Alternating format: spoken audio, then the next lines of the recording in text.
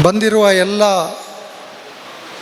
ಸಂಗಾತಿಗಳಿಗೆ, ಸ್ನೇಹಿತರಿಗೆ, ಹಿರಿಯರಿಗೆ MS ಕೃಷ್ಣನ್ ಸ್ಮಾರಕ ಸಂಸ್ಥೆ, ಹೊಸತು ಪತ್ರಿಕೆ ಮತ್ತು ಸಮದರ್ಶಿ ವೇದಿಕೆಯ ಪರವಾಗಿ ಆದರದ ಸ್ವಾಗತವನ್ನು ಬಯಸ್ತೇನೆ.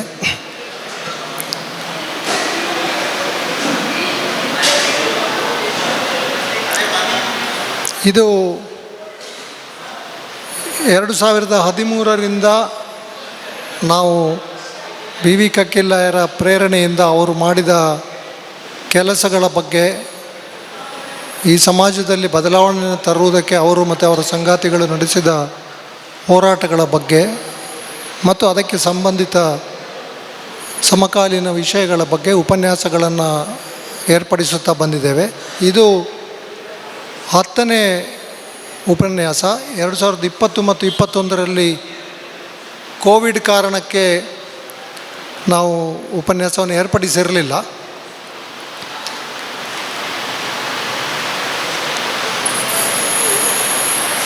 ಉಪನ್ಯಾಸವನ್ನು ಆರಂಭಿಸುವುದಕ್ಕೆ ಮೊದಲು ಈ ಕಳೆದ ತಿಂಗಳೊಳಗೆ ನಮ್ಮನ್ನು ಬಿಟ್ಟಗಲಿದ ಹಿರಿಯ ಕಮ್ಯುನಿಸ್ಟ್ ನಾಯಕರು ಮತ್ತು ದೇಶಕ್ಕೆ, ರಾಜ್ಯಕ್ಕೆ, ನಮ್ಮ ಜಿಲ್ಲೆಗೆ ತಮ್ಮದೇ ಆದ ರೀತಿಯಲ್ಲಿ ಅನನ್ಯವಾದ ಕೊಡುಗೆಯನ್ನು ಕೊಟ್ಟು ನಮ್ಮನ್ನಗಲಿದಂಥ ಭಾರತ ಕಮ್ಯುನಿಸ್ಟ್ ಪಕ್ಷ ಮಾರ್ಕ್ಸ್ವಾದಿ ಇದರ ಪ್ರಧಾನ ಕಾರ್ಯದರ್ಶಿಯಾಗಿದ್ದ ಸೀತಾರಾಮ್ ಯೆಚೂರಿ, ನವಕರ್ನಾಟಕ ಪ್ರಕಾಶನದ ರೂವಾರಿಯಾಗಿದ್ದ ಶ್ರೀ RS ರಾಜಾರಾಮ್ ಮತ್ತು ದಕ್ಷಿಣ ಕನ್ನಡ ಜಿಲ್ಲೆಯ ಭಾರತ ಕಮ್ಯುನಿಸ್ಟ್ ಪಕ್ಷದ ಪ್ರಧಾನ ಕಾರ್ಯದರ್ಶಿಗಳಾಗಿ ರಾಜ್ಯ ಕಾರ್ಯಕಾರಿ ಸಮಿತಿಯ ಸದಸ್ಯರಾಗಿದ್ದ BK ಕೃಷ್ಣಪ್ಪ, ಇವರ ಮೂವರನ್ನು ನಾವು ನೆನಪಿಸಿಕೊಳ್ತಾ ಇದ್ದೇವೆ. ಇವರು ಮೂರು ಕೂಡ BV ಕಕ್ಕಿಲ್ಲಾಯರ ಪ್ರೀತಿ ಪಾತ್ರರಾಗಿದ್ದವರು. ರಾಜಾರಾಮ್ ಮತ್ತು BK ಕೃಷ್ಣಪ್ಪ BV ಕಕ್ಕಿಲ್ಲಾಯರ ಆಪ್ತ ಸಂಗಾತಿಗಳಾಗಿದ್ದವರು, ಅವರ ಗರಡಿಯಲ್ಲಿ ಪಳಗಿದ್ದವರು. ಕಾಮ್ರೇಡ್ ಸೀತಾರಾಮ್ ಯೆಚೂರಿ ಎರಡೂ ಕಮ್ಯುನಿಸ್ಟ್ ಪಕ್ಷಗಳು ಮತ್ತೆಲ್ಲ ಎಡ ಪ್ರಗತಿಪರ ಶಕ್ತಿಗಳು ಒಂದಾಗಿ ಈ ದೇಶವನ್ನು ಉಳಿಸುವಂಥ ಕೆಲಸವನ್ನು ಮಾಡಬೇಕು ಅಂತ ಯಾವತ್ತೂ ಬಯಸಿದ್ದವರು. ತನ್ನ ಕೊನೆಯ ಉಸಿರಿನ ತನಕ ಈ ದೇಶದ ಎಲ್ಲ ಪ್ರಗತಿಪರ ಜಾತ್ಯತೀತ ಶಕ್ತಿಗಳನ್ನು ಒಗ್ಗೂಡಿಸುವುದಕ್ಕೆ ಪ್ರಯತ್ನಿಸಿದವರು. BV ಕಕ್ಕಿಲ್ಲಾಯರು ನಮ್ಮನ್ನು ಅಗಲುವುದಕ್ಕೆ 1 ವರ್ಷದ ಹಿಂದೆ ಒಂದು ಲೇಖನವನ್ನು ಅದು ನಾನು ಹಂಚಿಕೊಂಡಿದ್ದೆ. ಸೀತಾರಾಮ್ ಯೆಚೂರಿ ಅವರ ಬಗ್ಗೆ ಬಹಳ ಆಶಯಗಳನ್ನು ಇಟ್ಟುಕೊಂಡು ಬರೆದಿದ್ದರು. ಇವತ್ತು ಸೀತಾರಾಮ್ ಯೆಚೂರಿ ನಮ್ಮನ್ನು ಬಿಟ್ಟು ಅಗಲಿದ್ದಾರೆ. ಅದೇ ರೀತಿ RS ರಾಜಾರಾಮ್ 60ರ ದಶಕದಲ್ಲಿ ಮಂಗಳೂರಿನಲ್ಲಿ ವಿದ್ಯಾರ್ಥಿಯಾಗಿದ್ದಾಗ ಇಲ್ಲಿನ ವಿದ್ಯಾರ್ಥಿ ಸಂಘಟನೆಯನ್ನು ಸೇರಿಕೊಂಡು ಆ ಮೂಲಕ ಭಾರತ ಕಮ್ಯುನಿಸ್ಟ್ ಪಕ್ಷದ ಕೆಲಸಗಳತ್ತ, ಸಿದ್ಧಾಂತದ ಆಕರ್ಷಿತರಾಗಿ ಬೆಂಗಳೂರಿನಲ್ಲಿ ಪ್ರಕಾಶನ ಸಂಸ್ಥೆಯ ಜವಾಬ್ದಾರಿಯನ್ನು ಹೊತ್ತುಕೊಂಡು ಪಕ್ಷ ವಿಭಜನೆಯಾದಾಗ ನವಕರ್ನಾಟಕ ಪ್ರಕಾಶನ ಸಂಸ್ಥೆಯನ್ನು ಕಟ್ಟುವಂಥ ಜವಾಬ್ದಾರಿಯನ್ನು ಹೊತ್ತುಕೊಂಡವರು. ಆ ಸಂಸ್ಥೆಯನ್ನು ಇವತ್ತು ನಮ್ಮ ದೇಶದ ಅತ್ಯುತ್ತಮ ಪ್ರಕಾಶನ ಸಂಸ್ಥೆಗಳಲ್ಲಿ ಒಂದಾಗಿ ಬೆಳೆಸಿದ್ದರಲ್ಲಿ RS ರಾಜಾರಾಮ್ ಅವರ ಪಾತ್ರ ಬಹಳ ದೊಡ್ಡದಿದೆ. ನಮ್ಮ ರಾಜ್ಯದ ಜನತೆಗೆ ಕನ್ನಡದಲ್ಲಿ ವೈಜ್ಞಾನಿಕ, ವೈದ್ಯಕೀಯ, ಐತಿಹಾಸಿಕ ಮತ್ತು ಕನ್ನಡ ಸಾಹಿತ್ಯದ ಬೇರೆ ಬೇರೆ ವಲಯಗಳಲ್ಲಿ ಪ್ರಗತಿಪರವಾದಂಥ ಸಾಹಿತ್ಯವನ್ನು ಬಹಳ ವಿಶಿಷ್ಟವಾದ ರೀತಿಯಲ್ಲಿ ಒದಗಿಸಿದಂಥ ಶ್ರೇಯಸ್ಸು ರಾಜಾರಾಮ್ ಅವರದ್ದು. ಅದೇ ರೀತಿ BK ಕೃಷ್ಣಪ್ಪ ಅವರು ತಳಮಟ್ಟದ ಕಾರ್ಯಕರ್ತನಾಗಿ ಪಕ್ಷದ ಸಂಘಟನೆಯಲ್ಲಿ ಅಪಾರವಾಗಿ ಶ್ರಮಿಸಿ ತನ್ನ ಕೊನೆಯ ಉಸಿರಿನವರೆಗೆ ಪಕ್ಷದ ಬಗ್ಗೆ ಚಿಂತಿಸುತ್ತಿದ್ದವರು. ಮಂಗಳೂರು ಮಹಾನಗರ ಪಾಲಿಕೆ ಸದಸ್ಯರಾಗಿಯೂ ಕೂಡ ಅವರು ದುಡಿದಿದ್ದರು. ಈ ಮೂರು ಚೇತನಗಳಿಗೆ, ಅದೇ ರೀತಿ ನಮ್ಮನ್ನು ಬಿಟ್ಟಗಲಿದ ಇತರ ಸಂಗಾತಿಗಳಿಗೆ ಶ್ರದ್ಧಾಂಜಲಿ ಸಲ್ಲಿಸಲು ತಾವೆಲ್ಲರೂ ದಯವಿಟ್ಟು 1 ನಿಮಿಷ ನಿಲ್ಲಬೇಕು ಅಂತ ನಾನು ಕೇಳ್ಕೊಳ್ತೇನೆ.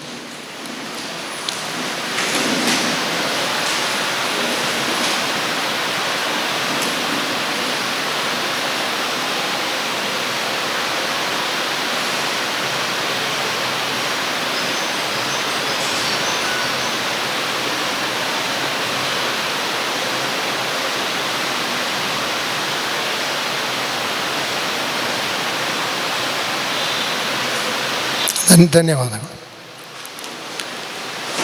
ಇವತ್ತು ನಮ್ಮ ಈ ವರ್ಷದ ಬಿ ವಿ ಕಕ್ಕಿಲಯ ಪ್ರೇರಿತ ಉಪನ್ಯಾಸವನ್ನು ನೀಡಲಿಕ್ಕಿರುವವರು ಭಾರತ ಕಮ್ಯುನಿಸ್ಟ್ ಪಕ್ಷದ ಹಿರಿಯ ನಾಯಕರಾದ ಕಾಮ್ರೇಡ್ ಅನಿಲ್ ರಾಜಿಮ್ವಾಲೆ ಅವರು. ಅವರನ್ನು ಪಕ್ಷದ ರಾಜ್ಯ ಮಂಡಳಿಯ ಕಾರ್ಯದರ್ಶಿ ಸಾತಿ ಸುಂದರೇಶ್ ವೇದಿಕೆಗೆ ಕರೆದಿರಬೇಕಂತ ನಾನು ಕೇಳಿಕೊಳ್ತೇನೆ.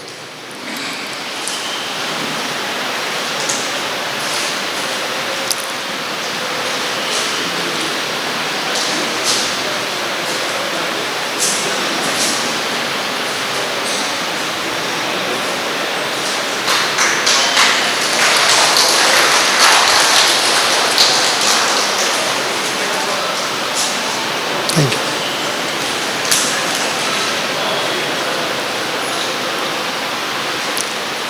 ಈ ಬಾರಿಯ ಉಪನ್ಯಾಸಕ್ಕೆ ಭಾರತ ಕಮ್ಯುನಿಸ್ಟ್ ಪಕ್ಷದ ವಿಭಜನೆ, ಅದರ ಕಾರಣಗಳು ಮತ್ತು ಪರಿಣಾಮಗಳನ್ನು ನಾವು ವಿಷಯವಾಗಿ ಆಯ್ಕೆ ಮಾಡಿಕೊಂಡಿದ್ದೆವು. ಈ ಬಗ್ಗೆ ಈ ವಿಷಯವನ್ನು ಯಾಕೆ ಆಯ್ಕೆ ಮಾಡಿಕೊಂಡದ್ದು ಅಂತ ಹೇಳೋ ಬಗ್ಗೆ ಒಂದಷ್ಟು ಚರ್ಚೆಗಳು ಕೂಡ ನಡೆದವು. ಇಲ್ಲ, ಹಳೆಯದನ್ನು 60 ವರ್ಷ ಹಿಂದಿನದನ್ನು ಈಗ ಮತ್ತೆ ನಾವು ಕೆದಕುವುದು ಯಾಕೆ, ಮುಂದಿನ ದಾರಿಯನ್ನು ನೋಡಬಹುದಲ್ಲ ಅಂತ. ಆದರೆ ಇದನ್ನು ನಾನು ವೈಯಕ್ತಿಕವಾಗಿ ಇದನ್ನು ಆಯ್ಕೆ ಮಾಡೋದಕ್ಕೆ ಒಂದು ಮುಖ್ಯ ಕಾರಣ ಅಂತಂದರೆ 2024 ಭಾರತ ಕಮ್ಯುನಿಸ್ಟ್ ಪಕ್ಷದ ವಿಭಜನೆಯ 60 ವರ್ಷ ಆಯಿತು. ಮುಂದಿನ ವರ್ಷ ಭಾರತ ಕಮ್ಯುನಿಸ್ಟ್ ಪಕ್ಷದ ಸ್ಥಾಪನೆಗೆ 100 ವರ್ಷಗಳಾಗ್ತದೆ. 1925ರಲ್ಲಿ ಭಾರತ ಕಮ್ಯುನಿಸ್ಟ್ ಪಕ್ಷದ ಸ್ಥಾಪನೆ ಆಯಿತು. ಅದೇ 1925ರಲ್ಲಿ ರಾಷ್ಟ್ರೀಯ ಸ್ವಯಂ ಸೇವಕ ಸಂಘ ಕೂಡ ಸ್ಥಾಪನೆ ಆಯಿತು. 60ರ ದಶಕದವರೆಗೆ ಭಾರತ ಕಮ್ಯುನಿಸ್ಟ್ ಪಕ್ಷ ನಮ್ಮ ದೇಶದ ಸಂಸತ್ತಿನಲ್ಲಿ ಅತ್ಯಂತ ದೊಡ್ಡ ಪ್ರತಿಪಕ್ಷ ಆಗಿತ್ತು. ಸಿದ್ದನಗೌಡ ಪಾಟೀಲರು ಯಾವತ್ತೂ ಹೇಳುವ ಹಾಗೆ ಈ RSS ಮತ್ತು ಜನಸಂಘಗಳು ಮಹಾತ್ಮ ಗಾಂಧಿಯವರ ಹತ್ಯೆಯ ಶಾಪವನ್ನು ಹೊತ್ತುಕೊಂಡು ಇಡೀ ದೇಶದಲ್ಲಿ ಬಹಿಷ್ಕೃತರಂತೆ ಅವರು ಕೆಲಸ ಮಾಡಬೇಕಾದಂಥ ಪರಿಸ್ಥಿತಿ ಇತ್ತು. ಜನರ ಮನಸ್ಸಿನಲ್ಲಂತೂ ಆ ಎರಡು ಸಂಘಟನೆಗಳ ಬಗ್ಗೆ ಬಹಳಷ್ಟು ಸಿಟ್ಟು, ಆಕ್ರೋಶ ಇತ್ತು. 100 ವರ್ಷ ಆಗ್ತಾ ಇರುವಾಗ RSS ಭಾರತೀಯ ಜನತಾ ಪಕ್ಷ ಇವತ್ತು ಅಧಿಕಾರಕ್ಕೇರಿದೆ. ಭಾರತ ಕಮ್ಯುನಿಸ್ಟ್ ಪಕ್ಷದ ಎರಡು ಮುಖ್ಯ ದಾರಿಗಳು ಸಂಸತ್ತಿನಲ್ಲಿ ಅಸ್ತಿತ್ವವನ್ನು ಉಳಿಸಿಕೊಳ್ಳುವುದಕ್ಕೂ ಕೂಡ ಇವತ್ತು ಕಷ್ಟಪಡ್ತಾ ಇರುವಂಥ ಪರಿಸ್ಥಿತಿ ಬಂದೋದಾಗಿದೆ. 60ನೇ ದಶಕದಲ್ಲಿ ಅಂದರೆ 50ರ ಅಂತ್ಯಕ್ಕೆ ಕೇರಳದಲ್ಲಿ ಮೊದಲ ವಿಶ್ವದ ಚುನಾಯಿತ ಕಮ್ಯುನಿಸ್ಟ್ ಸರ್ಕಾರ ಇತ್ತು. ಇನ್ನೂ 2-3 ರಾಜ್ಯಗಳಲ್ಲಿ ಮುಂದಿನ ಚುನಾವಣೆಗಳಲ್ಲಿ ಭಾರತ ಕಮ್ಯುನಿಸ್ಟ್ ಪಕ್ಷ ಅಧಿಕಾರಕ್ಕೆ ಏರುವಂಥ ಎಲ್ಲ ಸಾಧ್ಯತೆಗಳಿದ್ದು. ಈಗ 2024ರ ವೇಳೆಗೆ ಕೇರಳ ಒಂದು ರಾಜ್ಯದಲ್ಲಿ ಮಾತ್ರ ಪಕ್ಷದ ಅಧಿಕಾರ ಇದೆ. ಇನ್ನು ಉಳಿದದ್ದನ್ನೆಲ್ಲ ಕಳೆದುಕೊಂಡಿದ್ದೇವೆ. ಕೇರಳದಲ್ಲಿಯೂ ಕೂಡ ಮುಂದಿನ ಚುನಾವಣೆಯಲ್ಲಿ ಸ್ವಲ್ಪ ಕಷ್ಟಗಳನ್ನು ಎದುರಿಸುವ ಸಾಧ್ಯತೆಗಳಿವೆ ಅಂತೇಳಿ ಅಲ್ಲಿನ ವರದಿಗಳು ಹೇಳ್ತವೆ. ಆದ್ದರಿಂದ ಈ ಎಲ್ಲ ವಿಷಯಗಳನ್ನು ಗಮನದಲ್ಲಿಟ್ಟುಕೊಂಡು ಈ 60 ವರ್ಷಗಳಲ್ಲಿ ಪಕ್ಷದ ವಿಭಜನೆಯಿಂದ ನಮ್ಮ ದೇಶಕ್ಕೆ ಆಗಿರುವ ಪ್ರಯೋಜನ ಏನು ಅಥವಾ ಹಾನಿ ಏನು, ನಮ್ಮ ಪಕ್ಷಗಳಿಗೆ ಅಥವಾ ಭಾರತ ಕಮ್ಯುನಿಸ್ಟ್ ಪಕ್ಷಕ್ಕೆ ಆಗಿರುವ ಪ್ರಯೋಜನ ಏನು, ಹಾನಿ ಏನು, ಈ ದೇಶದ ದುಡಿಯುವ ಜನರ, ರೈತರ, ಕಾರ್ಮಿಕರ, ವಿದ್ಯಾರ್ಥಿ ಯುವಜನರ ಚಳುವಳಿಗಳಿಗೆ ಆಗಿರುವ ಪ್ರಯೋಜನಗಳೇನು, ನಷ್ಟಗಳೇನು ಎನ್ನುವುದನ್ನು ಒಂದು ಚರ್ಚಿಸುವುದಕ್ಕೆ ಇದೊಂದು ಅವಕಾಶ ಅಂತ ನಾನು ತಿಳ್ಕೊಂಡಿದ್ದೇನೆ. ಅದೇ ಕಾರಣದಿಂದ ಇವತ್ತು ಈ ಉಪನ್ಯಾಸವನ್ನು ಇಟ್ಕೊಂಡಿದ್ದೇನೆ. ಕಾಮ್ರೇಡ್ ಅನಿಲ್ ರಾಜಿಮ್ವಾಲೆ ಪಕ್ಷದ ಹಿರಿಯ ನಾಯಕರು, ರಾಷ್ಟ್ರೀಯ ಮಂಡಳಿಯ ಸದಸ್ಯರು,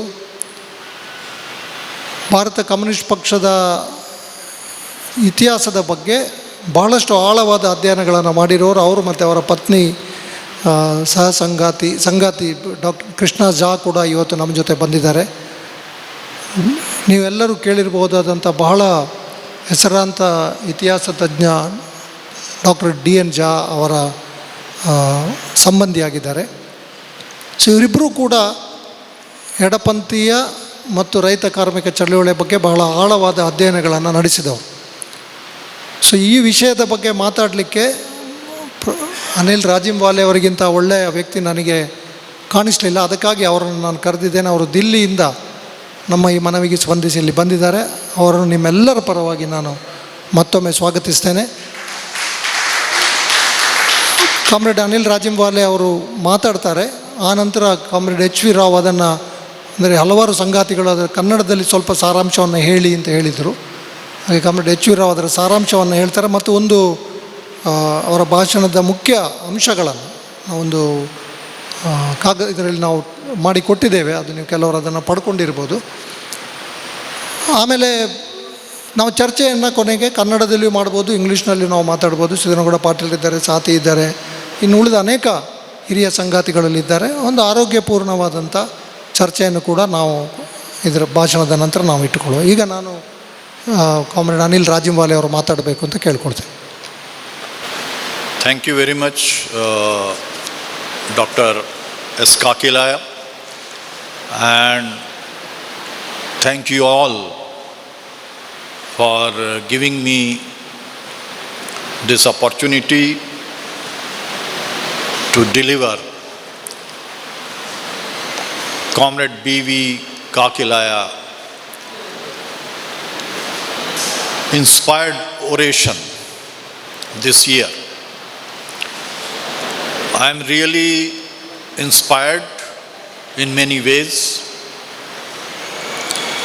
I had the opportunity, and we both, myself and Krishna, had the opportunity to have long interaction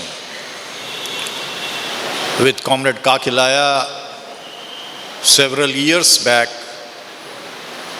in connection with the collection of materials and oral history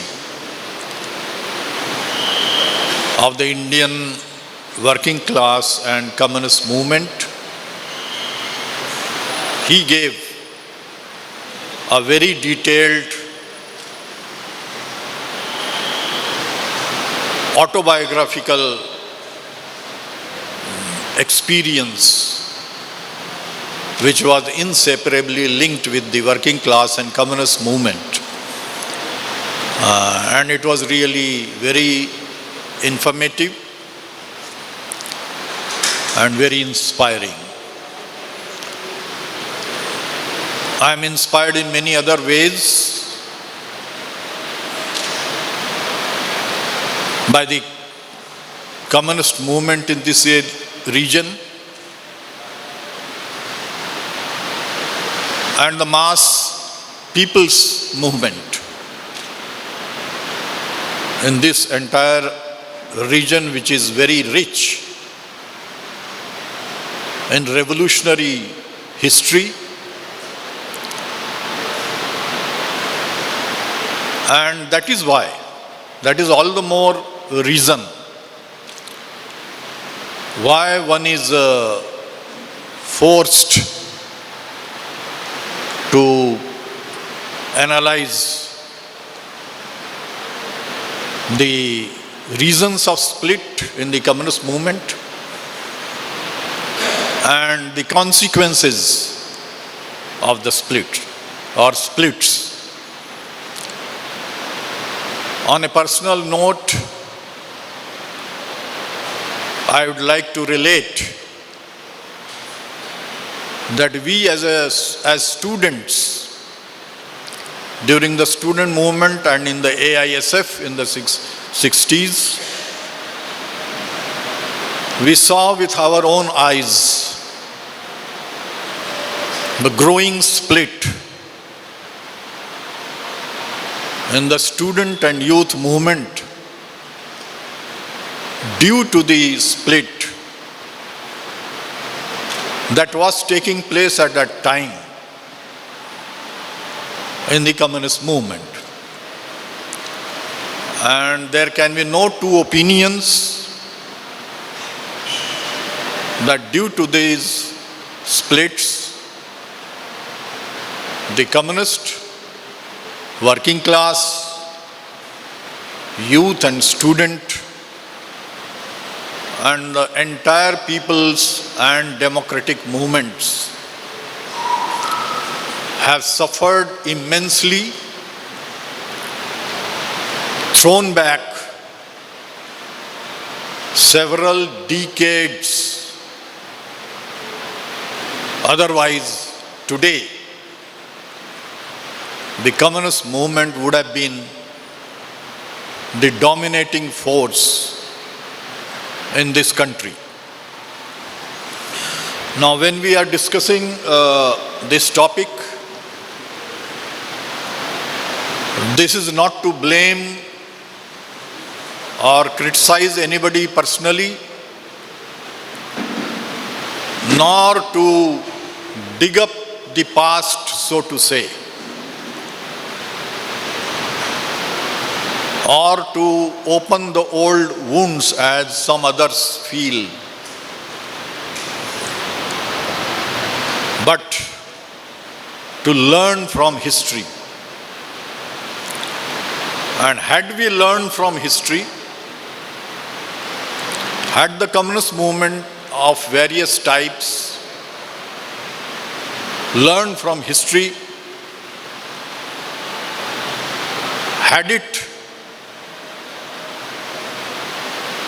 assimilated and mastered the Leninist understanding, there would not have been any split in the communist movement. I am sure of that. So, comrades and friends, when we are discussing this question, no sentiment, no crying and weeping on the past need to be done. We claim to be scientific socialists because socialism is a science. It brooks no sentiment, no sentimental approach. That does not mean that there is no sentiment or communists are without sentiment. No. But the primary thing is an objective scientific analysis of the objective situation in the country and all over the world, and to draw the necessary conclusions. Comrade Lenin said, and we must, I think, assimilate. In fact, we must assimilate Lenin as an outstanding scientist of revolution and the laws of revolution. Unfortunately, in the communist movement today, Leninism is being neglected. Leninist method is being neglected. He said, a party program must be based on the established truths, on what is scientifically proved. What is not proved should be out of the program. What we want is not the party program. What we want is not the party program. What is? And on the basis of that, what should be is the party program.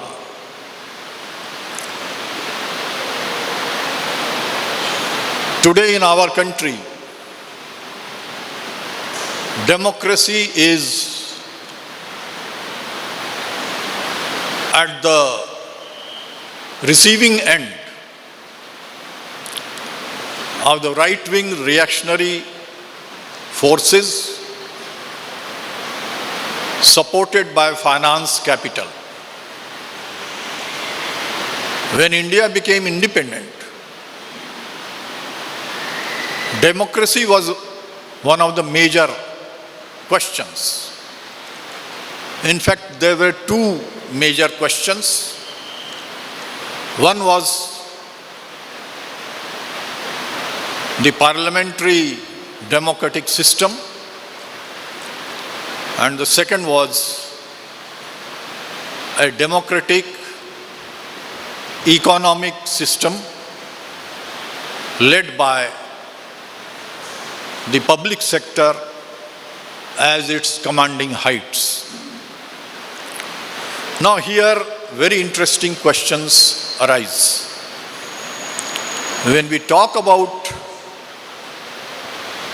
communist movement,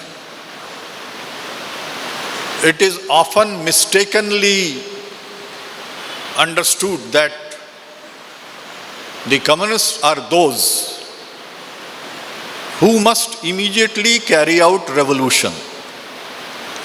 This is an absolute nonsense. Communists work according to the situation at a given time in a given space. India achieved independence in 1947,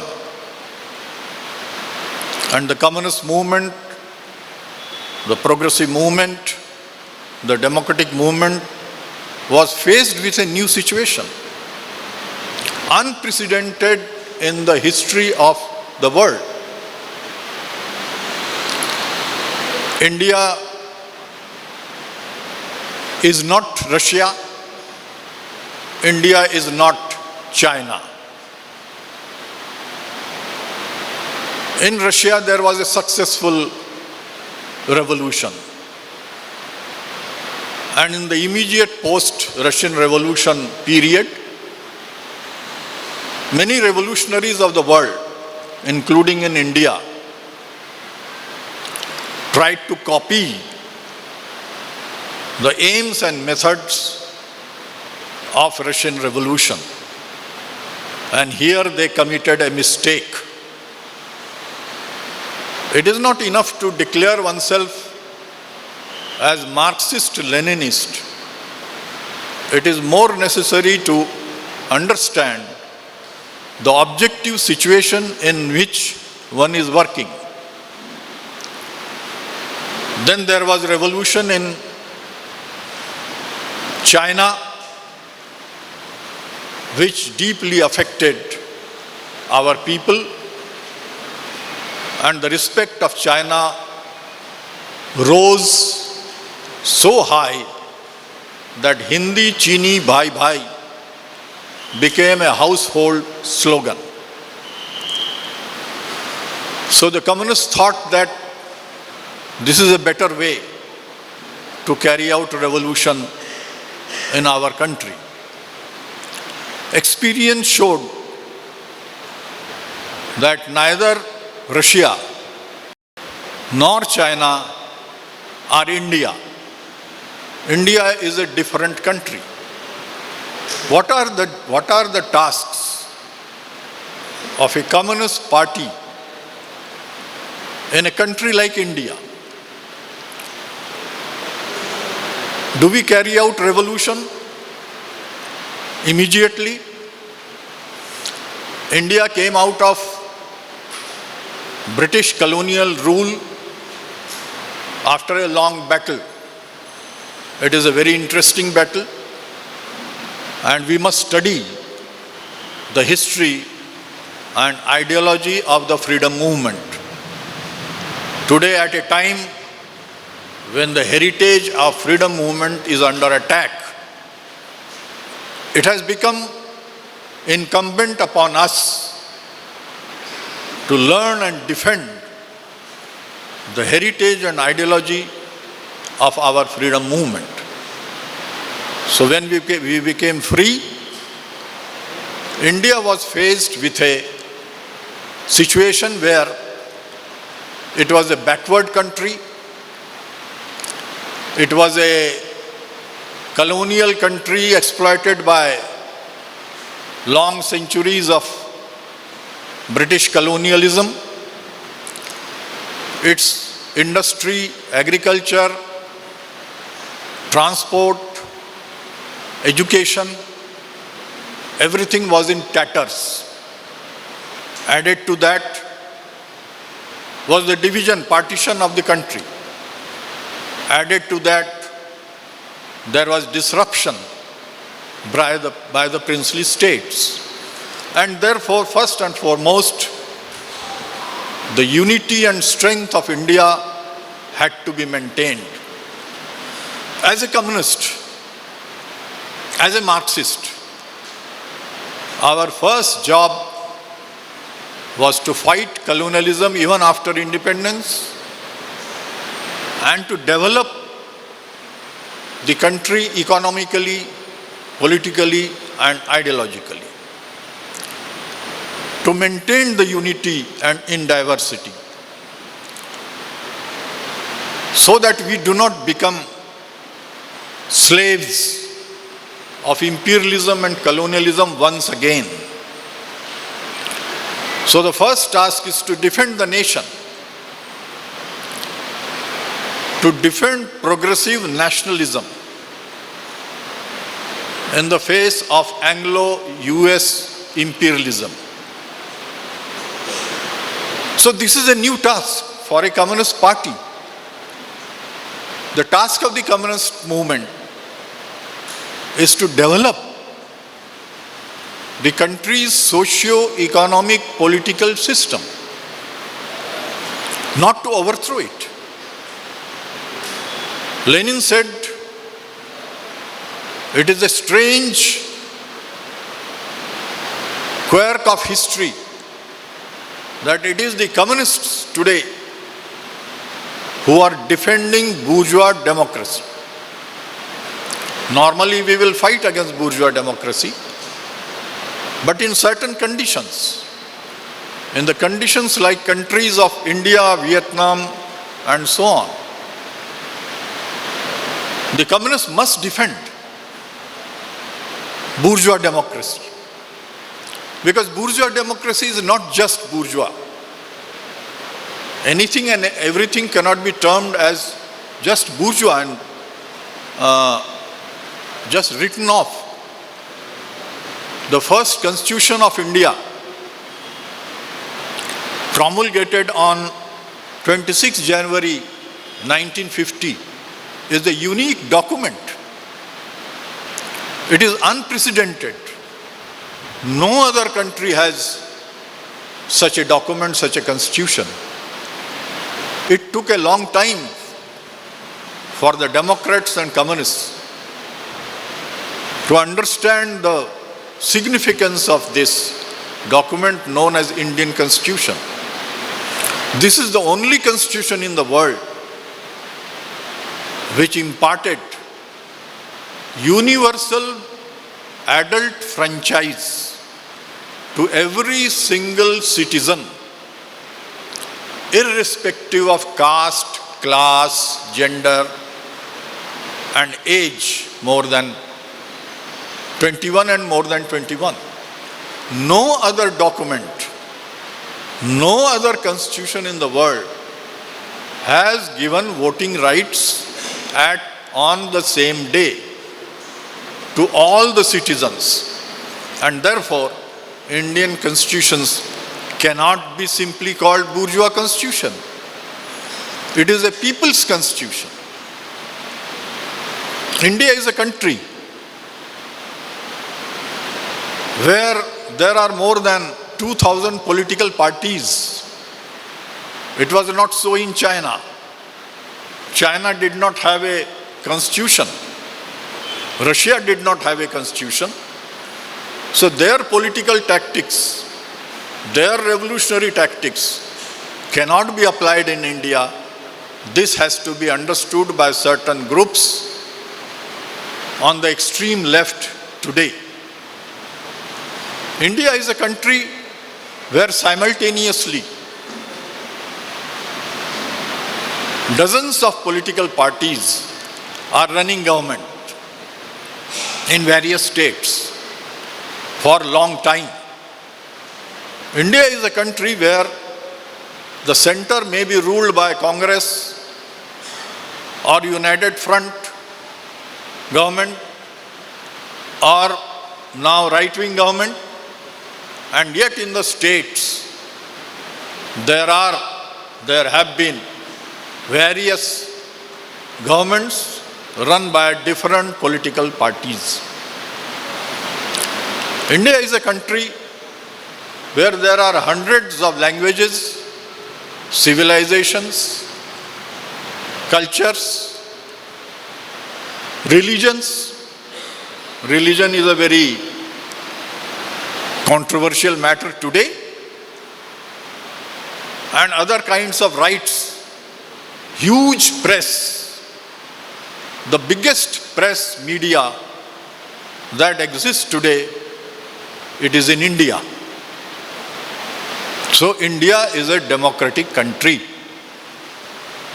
It is not China. It is not Russia. This everybody has to understand. Every democrat has to understand this. Only then the future chart, future path can be charted out. This took a long time to be understood. Communists thought, according to classical Marxism, communists cannot win a bourgeois election. A bourgeois election is a bourgeois election run by capitalist class in the interests of the capitalist class, and therefore they will not allow the revolutionaries and the communists to participate, or if they allow them to participate, they will not allow them to win.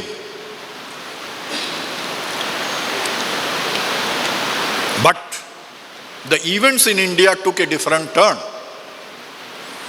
For the second time in the world, and for the first time in India, Communist Party came to power through ballot box, overthrowing all the classical Marxist conceptions. And not only this, in the very first general elections, the communists became the main opposition, winning 27 seats, fighting alone.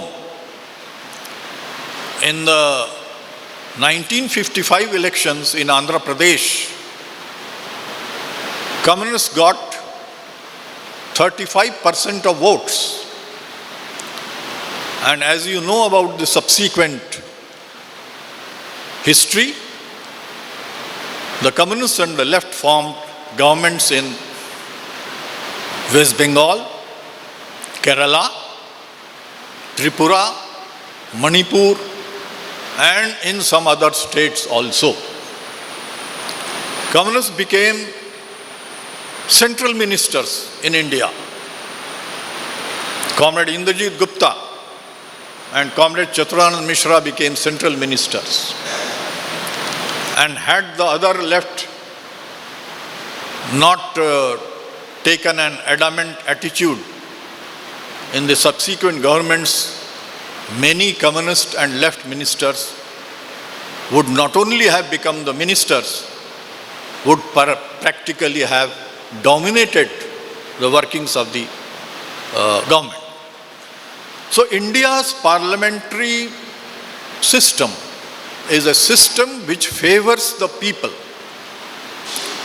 It favors the revolutionary movement. It is a vehicle for revolutionary transformation. It is a vehicle for democratic shifts, if not democratic revolution, democratic shifts in favor of the people. And if often it has not happened, that is due to the mistaken and sectarian positions taken by some revolutionaries, some communists in our country. So this is India, and it is in this India that the Communist Party has to operate. It is in this India that Marxism has to be updated. Marxism has to be integrated with nationalism. Ho Chi Minh did that in Vietnam. He combined communism with nationalism. Nationalism is not something monopoly of the right-wing reactionary forces. Nationalism is also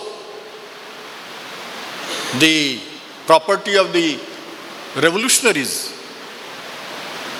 In fact, Lenin termed freedom movement as national liberation movement.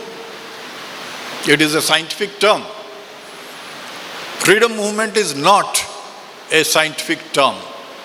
Independence movement is not a scientific term. The scientific term is national liberation movement. Liberation of the nation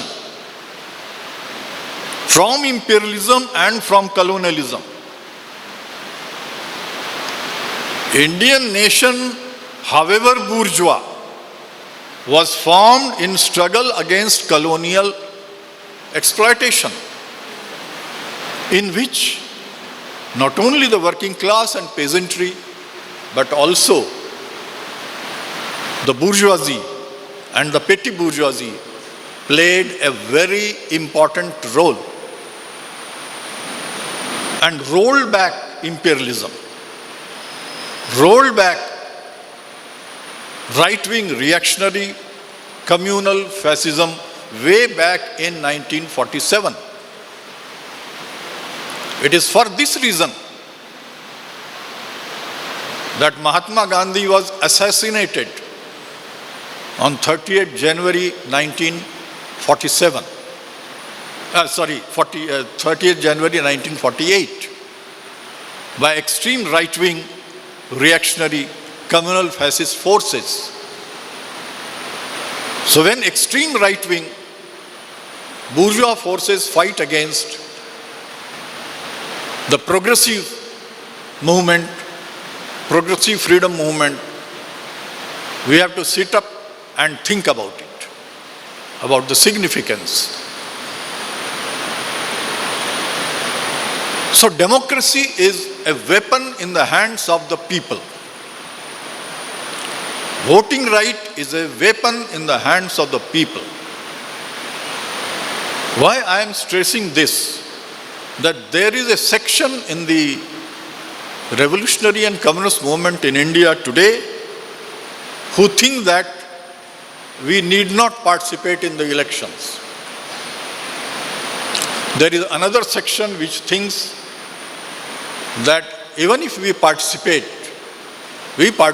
only to propagate the ideas of socialism and communism. No. Experience has told us something else. Experience tells us otherwise.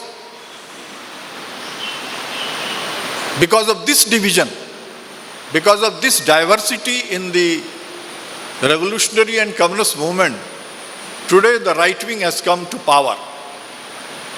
It is because of this division, this split in our understanding, in the consciousness of communism, consciousness of the communists in India. Their consciousness is divided. Their consciousness is predetermined by certain things written by Marx, Engels and Lenin. But Marx, Engels and Lenin wrote something else also, certain other things also, that they have forgotten, that the communists have forgotten.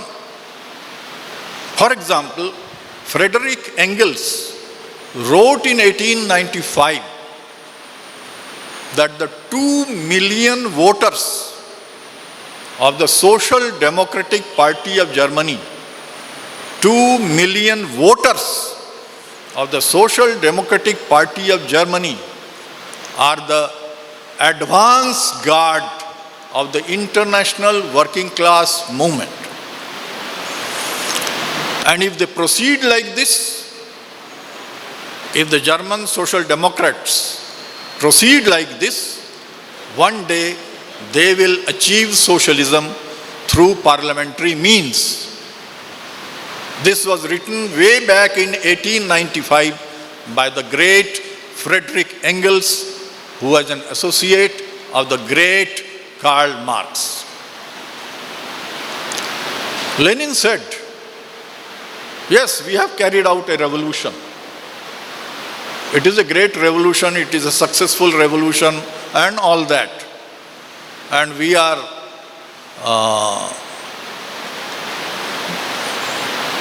happy to see that everybody is praising us. The World Communist Movement is praising us. The international revolutionary movement is praising us. All this is very good. We are gratified. But please don't copy us. Marxism in Asia begins with ABC. The Asian revolutionaries have to restart, begin, recreate Marxism from the very beginning without copying Soviet Russia. He had a controversy with Roy. Lenin had. In the colonial thesis of 1920, Lenin asked Roy to write a thesis on how to fight for freedom, and Roy wrote a thesis. Unexpectedly for Lenin, that thesis proved to be wrong. Roy demanded that Gandhiji's leadership should be overthrown first. Congress leadership should be overthrown first. And then only freedom movement can proceed.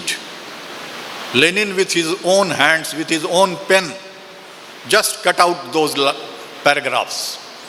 Lenin said, no, this is not Russia. This is not Russian Revolution. It is freedom movement. Communists must participate in every democratic movement and every freedom movement, even if under the leadership of the bourgeoisie. Even if under the leadership of the bourgeoisie. Only then they can expand and really become a revolutionary force. Comrades, there have always been two trends in the Indian Communist movement, and a section has not drawn proper conclusions from Lenin-Roy controversy. It has also always tended to deny the petty bourgeoisie and national bourgeoisie, the classes other than the working class and peasantry, their revolutionary role, and hence the controversy. Many of our friends, comrades, revolutionaries on the left in the democratic movement, they wonder why these communists are so divided. Why should they not unite again? This is a wishful thinking.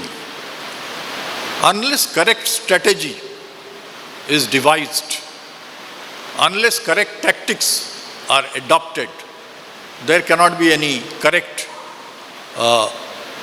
programmatic understanding. So program of the communist movement is very important. The first program was written by Karl Marx, known as Communist Manifesto. And then onwards, the communist movement went ahead on the basis of various programs. So program is a very important document.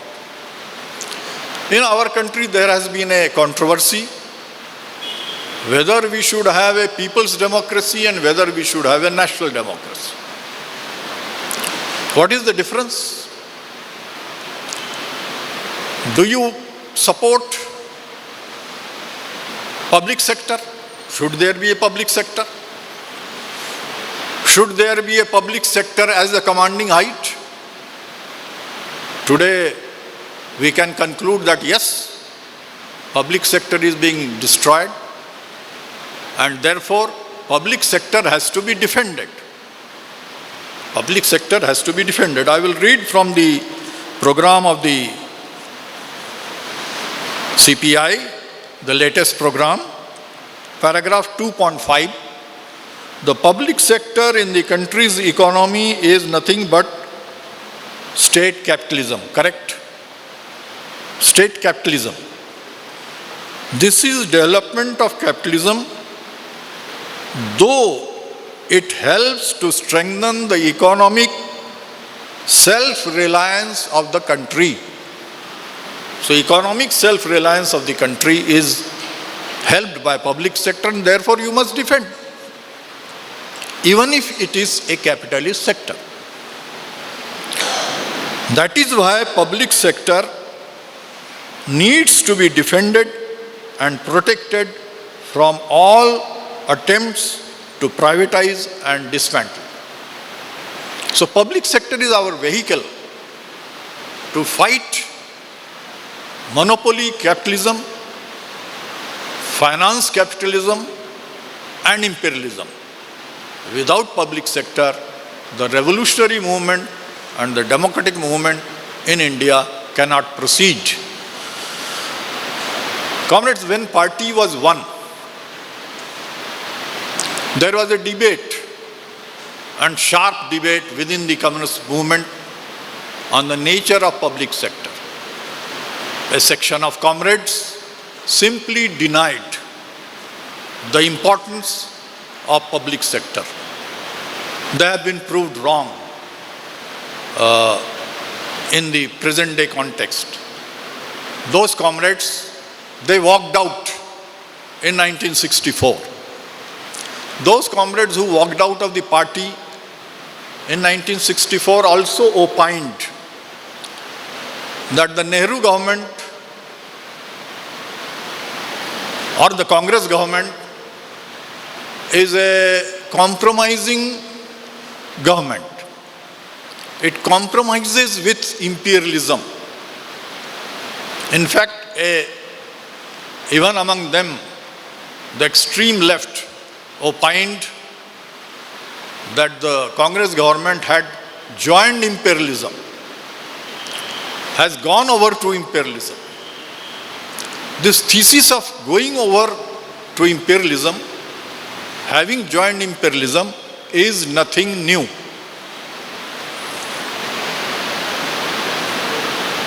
Way back in 1920, M.N. Roy said the same thing. In his colonial thesis, he reported that the Indian bourgeoisie had gone over to imperialism, and therefore its leadership has to be overthrown, and all other classes, who remains then? If national bourgeoisie over, who remains? Workers, peasants, and intermediate sections. Working class was not yet developed. Peasants were being aroused by Gandhiji, and next to them by communists. So this gone over thesis is as old as 1920. And that is why I said in the beginning, we must learn from history. Joseph Stalin, in 1925, while delivering his lecture to the toilers, to the University of Toilers of the East, again repeated this mistake. Indian bourgeoisie and bourgeoisie in the colonial countries has gone over to imperialism. This mistake was corrected by Georgy Dimitrov in his thesis on United Front in 1935, when fascism was on the rise. And therefore, friends, we must learn from history. It is not the question of sentiments. It is the question of scientific analysis. It is the question of assimilating scientific facts, and the scientific fact is that the national bourgeoisie and Congress is a contradictory force, but it is mainly anti-imperialist. Can we deny that Mahatma Gandhi led the freedom movement of our country? Can we deny that he was the leader of anti-colonial mass movement?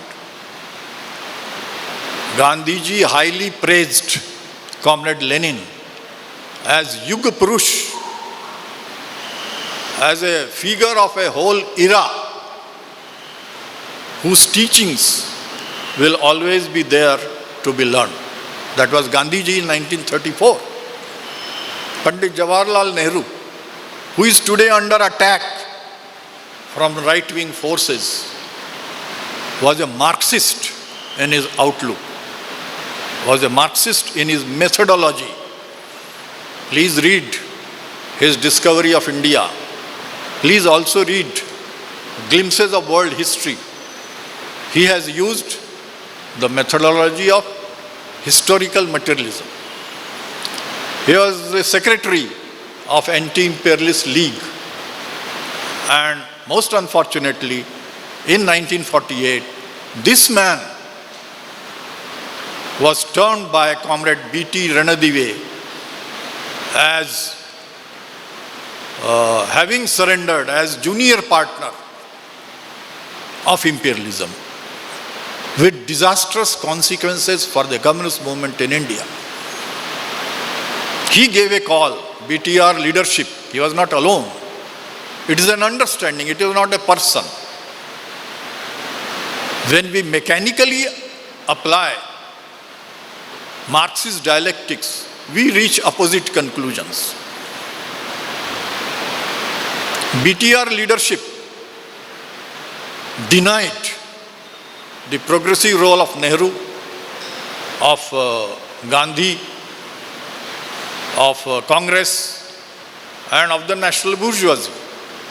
National bourgeoisie has the other side also, that of exploiter. But the exploiter class is also anti-imperialist. Those who exploit the working class are also exploited by imperialism. This is the level of dialectics. There is the dialectics within dialectics. That is what Lenin showed in his great work, Imperialism, the highest stage of capitalism. So the communist movement has to establish alliances with the exploiting class or sections thereof. We have to defend the MSMEs, small and medium sector industry. They are exploiters, they are capitalists, yet we defend them. We must defend them because they are being exploited by finance capital and by imperialism.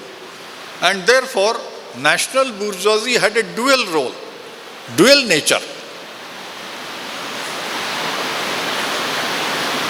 Whenever we adopted this line, Communist Party grew under P.C. Joshi, under Comrade P.C. Joshi, the great revolutionary, the great communist who brought the communist movement at the same level as Congress, CSP and other forces of the country.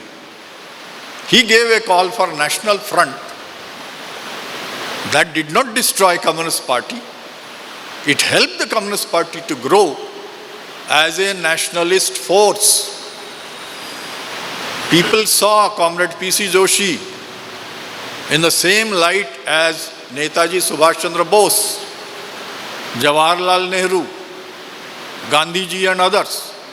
By the way, I forgot to mention that Jawaharlal Nehru was a voracious reader of Marxism, and he made many communists He taught Marxism to many communists. India's first Prime Minister, Pandit Jawaharlal Nehru, was an atheist, was a Marxist. And therefore it was foolish to start an armed struggle against Nehru's government, which the party soon realized. Had the communists not followed this self-destructive line in 1948, we would have got not 27 seats, but no less than 75 seats. Ultra-revolutionism destroys revolution.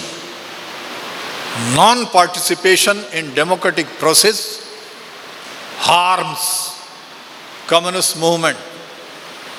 Communists are first and foremost Democrats, have to be Democrats, have to act as Democrats. Only then freedom movement and democratic transformation of the country can be carried out. If they do not carry it out, the democratic revolution, they cannot move a single step towards socialism. This is party program. This is the importance of program, of a scientific program. What do you want to do? Who is your main opponent or enemy? The revolutionaries are very fond of calling opponents as enemies. Enemy image is created. Only then they can fight. This is again unscientific. Imperialism is our opponent. You may satisfy yourself by calling it enemy. BJP, RSS is an opponent. It may satisfy your revolutionary urge to call it an enemy. Fight the enemy. This is mechanical materialism. This is an extension of Maoism in certain sense. And that is how Maoism came to be imposed on our country. I have no time to go into Maoism. We need to study Maoism. We need to understand Maoism. Why and how Maoism originated and what does it mean? Briefly only I will say that between 1956 and 1958, certain changes within the power structure of China took place. In 1956, Mao Zedong, the great leader of Chinese Revolution, was not the dominant leader. In the 8th Congress of CPC, Communist Party of China, 2 years later, he held his own 8th Congress. It is unprecedented that you are holding the same Congress, 8th Party Congress, after 2 years again. And he, in the meantime, controlled the entire army, the intelligence and party machinery, and launched what is known as Commune, Great Leap Forward, leading ultimately to cultural revolution, so-called.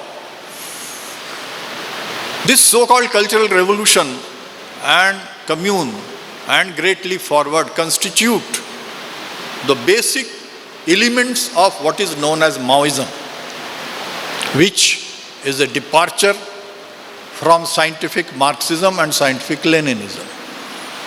Communist Party of China, having first agreed to the line of the international communist movement, went back on it and tried to impose the strategy and tactics of the Chinese Communist Party on our country and the world over. The result was a split in the CPI and the splits in the international communist movement and the parties of the communist movement. Why this difference? This difference was because of the differences in the assessment of new situation after the Second World War. Second World War, post-Second World War situation presented new possibilities for the revolutionary and communist movement. New possibility of peaceful coexistence, of peaceful transition, of Panchashil between India, China and other countries, of broadening of the anti-imperialist front, of using parliamentary system for transition to socialism, as happened actually in some of the countries. For the first time in one country, the Communist Party came to power through ballot box. It is still ruling that country today. Then Kerala happened and many other things happened. So new possibilities, new forms of struggle. The results of democratic struggle for democratic rights. It was the Marxists and the communists who fought for voting rights. Please let us consult Karl Marx. What did he say about the Chartist movement of 1936? Of 1836. Two demands: 10-hour work and voting rights. Two political demands. Karl Marx and Friedrich Engels gave primacy to the struggle for voting rights. So in India, everybody got voting rights, a new form of struggle, new weapon of struggle. But the Chinese Communist Party refused to recognize it.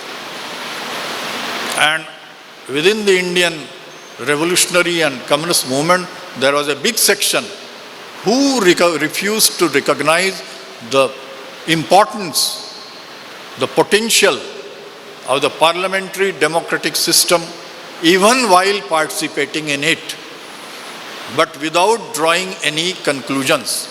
This is the reason for split.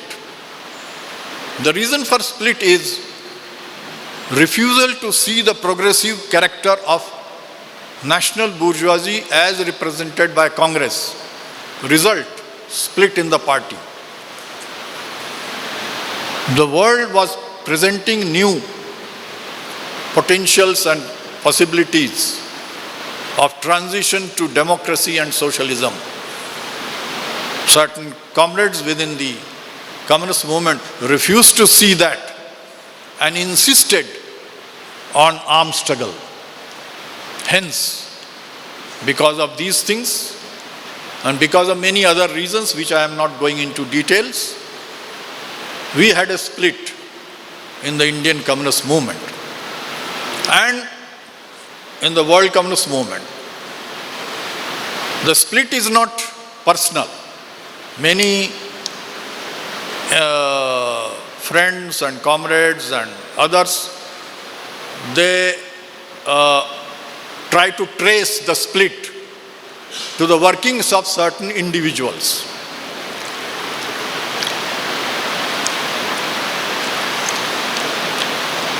Individual dislike, individual liking may be a reason, but not the main reason.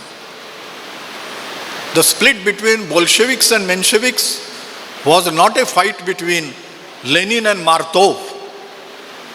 It was a fight for and against the concept of bourgeois democratic revolution. The title of Lenin's book is Two Tactics of Social Democracy. Two tactics. within the working class movement. In the Indian Communist movement, where there were two strategies, basically, two tactics. How did you look at the Indian economy? How did you look at the Indian parliamentary system? If you look positively, you can utilize the potentials of the economic and political system in the interest of the left and the communist movement. If you do not, then you lose the historical chance of utilizing those potentials. The result, Comrade Jyoti Basu was prevented from becoming India's Prime Minister by none other than two comrades from his own party. What can be more unfortunate than this?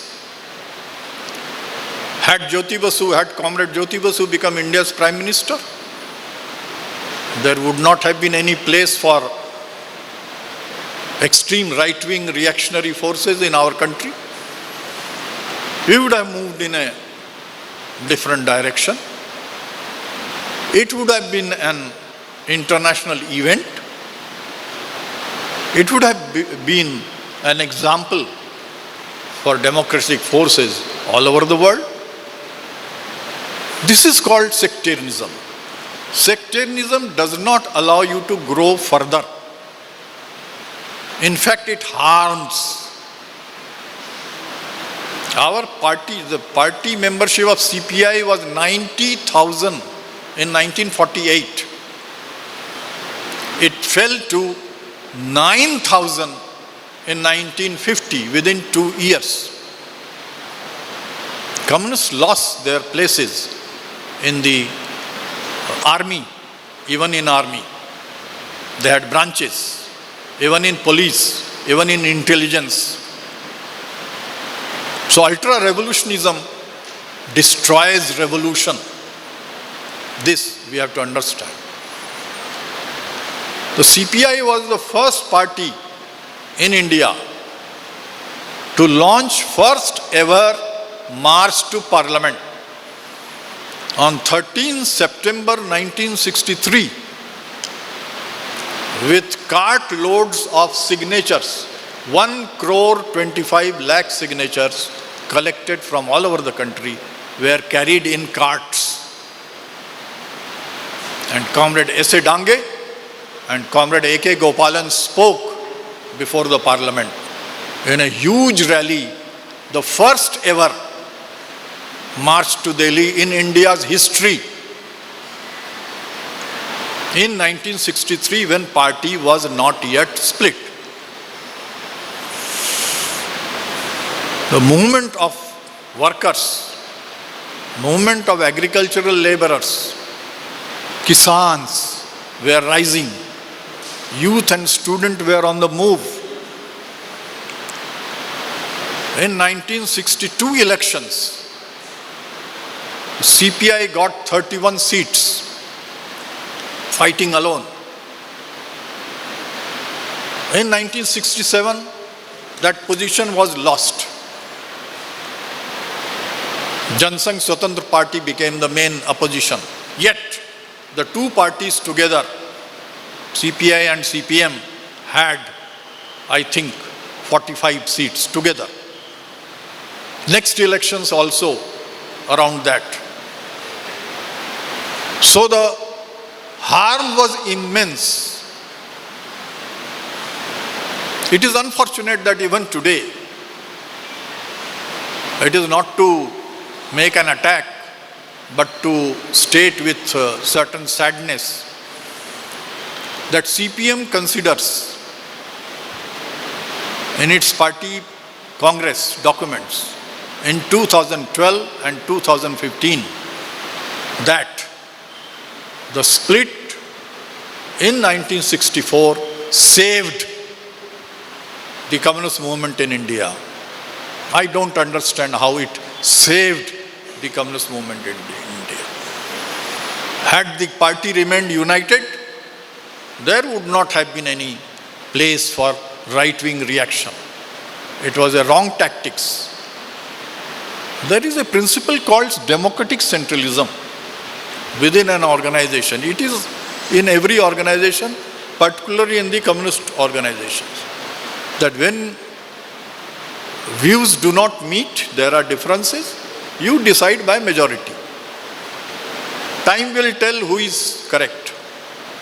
That happens in every communist party, CPI, CPM, other parties. That is the principle. If that principle is violated, then organizations become two. Two student organizations, two youth organizations, several other organizations. Mass movement was divided. A divided mass movement, a divided communist movement helps the enemies, as people say, the opponents, not twice, not by two times. By split, one party becomes two. But the advantage to the opponent is 10 times, 100 times.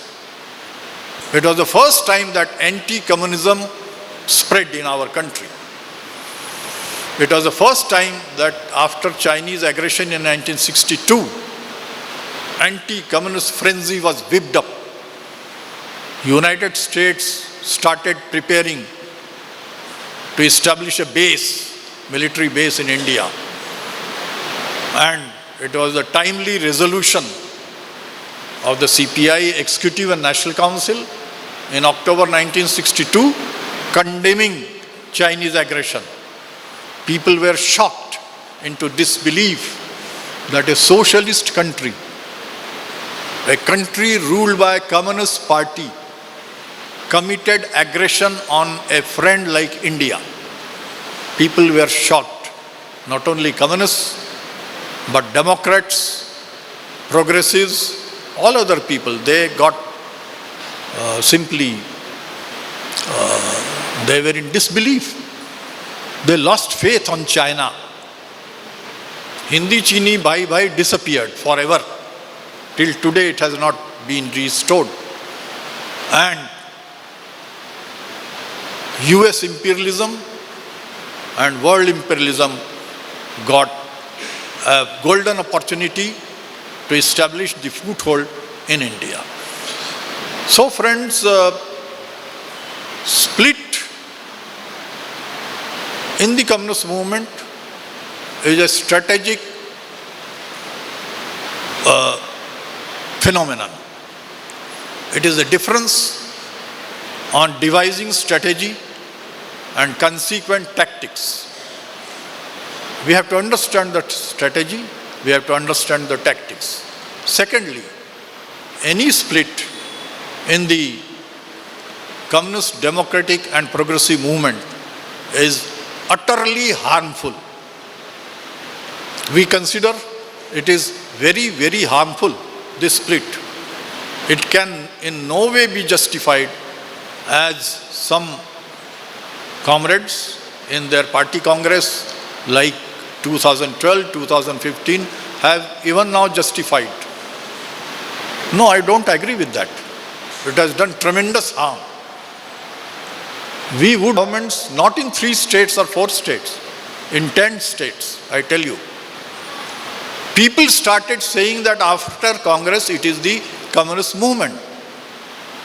It is a communist party. And therefore,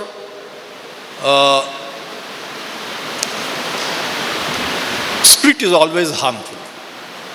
Division is always harmful. It should be avoided.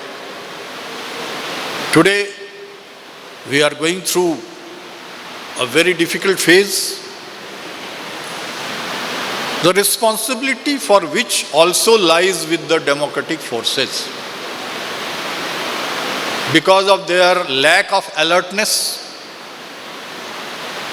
lack of scientific analysis of communal fascism, it took 10 long years to come to an understanding today that India bloc is necessary. It is a good development. It is a good development that left forces are coming together. It is a good development that democratic forces are coming together. even partial unity has rolled back right-wing reaction and fascism in India. There is a lesson for us in this development, and the lesson is the following. I will end by saying that we must scientifically analyze the objective situation in the country and the world. We must draw proper lessons from history, and we must broaden our base, our front for the socio-economic transformation in a democratic manner, using parliamentary institutions and creating mass awareness and mass movement. For this, we have to learn from history so as to create a new history. Thank you very much for listening. ಪತ್ರಿಕೆಯ ಸಂಪಾದಕರಾದ ಸಿದ್ದನಗೌಡ ಪಾಟೀಲ್ ಮತ್ತು Bharat communist ಪಕ್ಷದ ದಕ್ಷಿಣ ಕನ್ನಡ ಜಿಲ್ಲಾ ಮಂಡಳಿಯ ಕಾರ್ಯದರ್ಶಿ ಶೇಖರ್ ದಯವಿಟ್ಟು ವೇದಿಕೆಗೆ ಬಂದು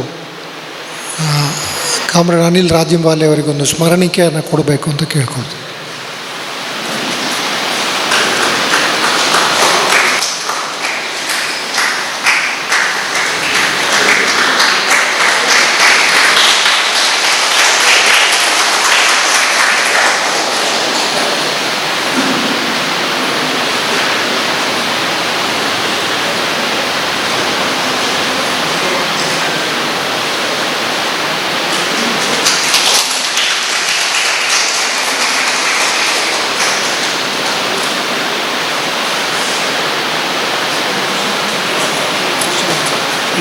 Keshan Velutati Sir Ajay is here.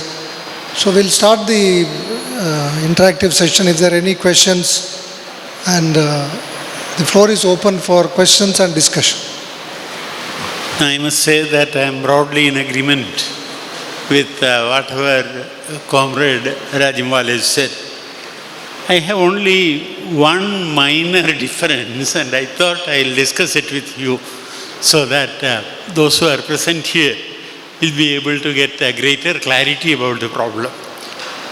That is about the unqualified kind of praise of Jawaharlal Nehru that you made. In fact, long before the split of the Communist Party of India, as a political program, Nehru was opposed to the Communist Party and the communist programs, as it is very clear in the case of the totally undemocratic dismissal of the government of Kerala, which came to power through the ballot box. That is one thing. Another is a very personal experience that I have, which Professor Irfan Habib related to me. Professor Irfan Habib, as most of you know, was a committed Marxist, a great communist intellectual. Even at his 94th year, he is very active academically, politically. Professor Habib in early 1960s had completed his MA from Aligarh and was selected for a PhD program in Oxford. But he was denied a passport. He wanted to have an audience with the Prime Minister. His father, Professor Muhammad Habib, one of the greatest historians that India has seen, Professor Muhammad Habib and Nehru were good friends. So Muhammad Habib managed to have an audience for his son to have an interview.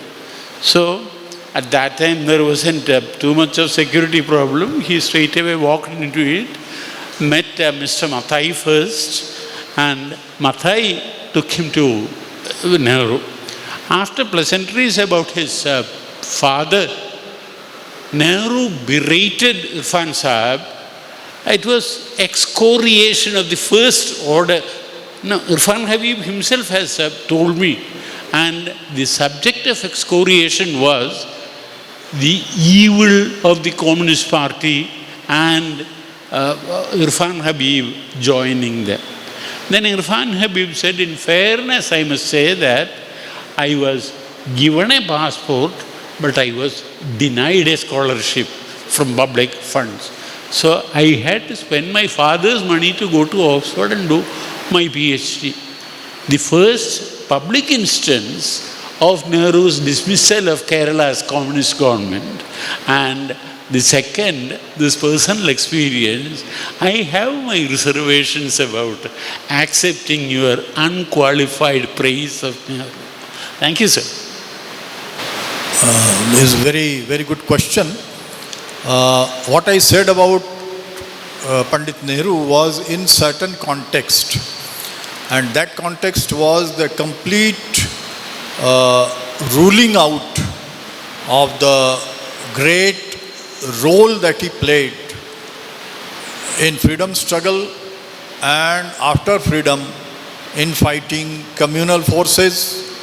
For example, he was being the princely states and RSS, Jansangh and Muslim League and other communal forces were conspiring to remove and even kill Pandit Jawaharlal Nehru. They ran a campaign against him and so on. His role on the public sector, on 5-year planning, his great comments and great appreciation of the Soviet Union, China and other socialist countries. And once when Chou En-lai came to India as Chinese Prime Minister, I think it was in 1956, Chou En-lai told the communists sitting in the Lok Sabha that you communists should have been not in the opposition, but with the treasury bench.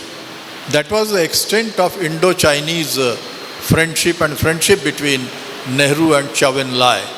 That doesn't mean, what I tried to say, that all these positive features were simply washed away by certain wrong analysis made at certain times by communist leadership, which did immense harm. At the same time, no doubt, examples that you have given, and there are many other examples where Nehru was not on the same wavelength. He was not a communist. I said he was a Marxist in his methodology. He was not yet a communist. I think he would have become perhaps a convinced Marxist and a convinced communist had the left group and the communist group within the Congress during the pre-independence period exerted greater influence. Two contradictory influences worked upon Pandit Nehru. One was Gandhism and the other was communism. Had communism asserted greater influence, I feel that Nehru would have become a firmly committed Marxist. Secondly, he was a prime minister of a bourgeois government, of a Congress government. And as such, he represented or had to represent the contradictory nature and policies of that government and of that party. He was not in the same wavelength as the communists. And one of the worst performance was, as you pointed out, the dismissal of Kerala government. His role in Goa liberation movement was also not very appreciable. He postponed the liberation of Goa, and there are many other examples that can be given in criticism of Pandit Jawaharlal Nehru. That does not take away from his great anti-imperialist, anti-monopoly and democratic role on the whole in the Indian politics, and particularly when put in the context of RSS Jansangh, RSS, of course BJP came later, and other right-wing forces. Definitely Nehru was a great Democrat. Assess him as such with his contradictions. Friends, I am very happy to hear the speech of Comrade Anil Rajimwale, and actually I support almost all the points he referred here. And only one question, that is, you made a reference to George Dimitrov's thesis here. This is the time to implement Dimitrov thesis in India in our fight against fascism. So why don't we, why the communists are failing to implement this thesis in its full spirit? For example, I am coming from Kerala. So Kerala, the communists, both the communist parties, CPI and CPM, say that even now Congress is the number one enemy. Actually, it shouldn't be like that. In the all India level, to fight fascism, there should be one line, and it should be anti-fascist. And for that, we should seek our inspiration. We can seek our inspiration from the Dimitrov thesis. I think you can give some explanation on that. Thank you. During my speech or presentation, that we must learn from history. And Georgy Dimitrov and his thesis have great relevance and lessons for us. Even today they are relevant. I think in India they are more relevant after the rise of communal fascist forces. One example is given, and which is very correct, that had the Social Democrats and Communists adjusted in elections of November 1932, Hitler would not have come to power. Similarly, in the elections of 2014, BJP got only 33% of votes. What about the rest of 67% of votes? Where did they go? Had there been adjustments among them, BJP would not have been seen anywhere. So the anti-fascist unity of democratic forces, unity of anti-communal, anti-imperialist forces is very, very important in order to roll back, prevent the extreme right-wing communal forces to come to power in India. Georgy Dimitrov's thesis is very much applicable to the present-day Indian conditions. We must study those theses. We must implement those theses. He clearly said that in his anti-imperialist and anti-fascist front thesis, that to fight fascism, all the democratic forces have to come together, even including the most bourgeois sections of the society. So that is the first condition. That is the first condition for the advancement of democracy. If we do not defend democracy, constitution, parliamentary system, we cannot advance a single step towards socialism. What happened in Bengal was a great tragedy. After ruling for 34 years, to give way completely to the right wing in that state is a great tragedy. There are many reasons. One of the reasons is that no serious development work was done. And today, in today's conditions, a government must perform. A government must show by practice what it can do. Earlier in Kerala, they did by carrying out land reforms. But much more than land reforms are needed. Development is needed. Industrial, agricultural, transport, modernization. Computer revolution is going on. Use of new technology. In Bengal, I think these tasks were ignored, or sufficient attention was not given. So in the meantime, the new generations that came up were deprived of fruits of development and were much distanced from history. In Kerala also, the situation is not very satisfactory. 18% of votes go to BJP in Kerala today. More than 18%. More than 20. More than 20%, that is 1/5. Though they have won only one seat, but more than 20% vote. This is very serious development. And the left front and Congress both, they must pay attention to it on the emergency basis. Tomorrow Kerala may be gone from the hands of the left. So these are the historical facts. These are the objective facts that the CPI, CPM, left and all others have to pay attention. And to avoid any mistakes, any corruption, any failure to unite all the democratic forces. Kerala today is the bastion of the left. And if it is gone, then it will be a serious setback to the left movement in the country. And I agree that all the left and democratic forces have not only to come together, but to exercise realism, I should say, realism. It's just a loud thought which I'm presenting it to you. I'm in broad agreement with your emphasis on the political democracy, which was actually reflected throughout your presentation. But I have this, small clarification. That is, you have actually referred to the M. N. Roy, Lenin kind of debate, and the Indian communists, going by almost by the Lenin's argument, they have actually sided with the Indian bourgeois in their fight against the colonialism. But even after the end of colonialism, unfortunately, for a layman like me, the communist parties have acted more like a bourgeois parties.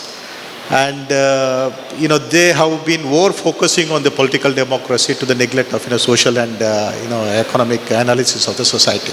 Now, this criticism is already there, that the communist parties have not actually understood the Indian society, because the Indian society is a very complex society, and therefore, the traditional understanding of the Marxism does not actually get applied here. Except for the few academic Marxists, who have done some sort of, class analysis. The communist parties don't appear to have, made a very serious analysis of the Indian caste system or, Indian social system. And therefore, they were focusing on, the political democracy, somehow, tend to weaken the appeal of the communist parties, because communist parties just, are almost like, another bourgeois party, maybe in the left of center, but not exactly, carrying the revolutionary zeal within it. And in this kind of, context, especially in the context of, rising communalism and rising, appeal to the emotional factors, unless the communist parties comes out with a serious analysis of the Indian society and applies the communist framework, there is nothing for the ordinary man to actually, to be appealed by the communist parties. What is that thing that actually the communist parties today distinctly offer to the voters? So it's more like, the appeal is more like the communist party. Of course, you actually speak about, the fight against the fascism and things like this, but there's a very loose talk. So what exactly is the analysis of the Communist Party, or what should be the analysis of the Communist parties, in this context, in the present day context, to actually make the common man's problem more important?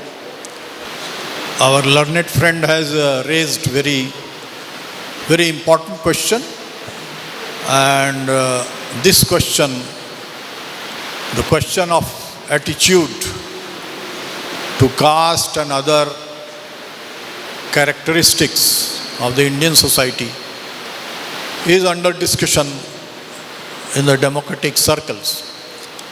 But I would like to point out first that the question of caste was mentioned way back in the foundation conference of the CPI in 1925.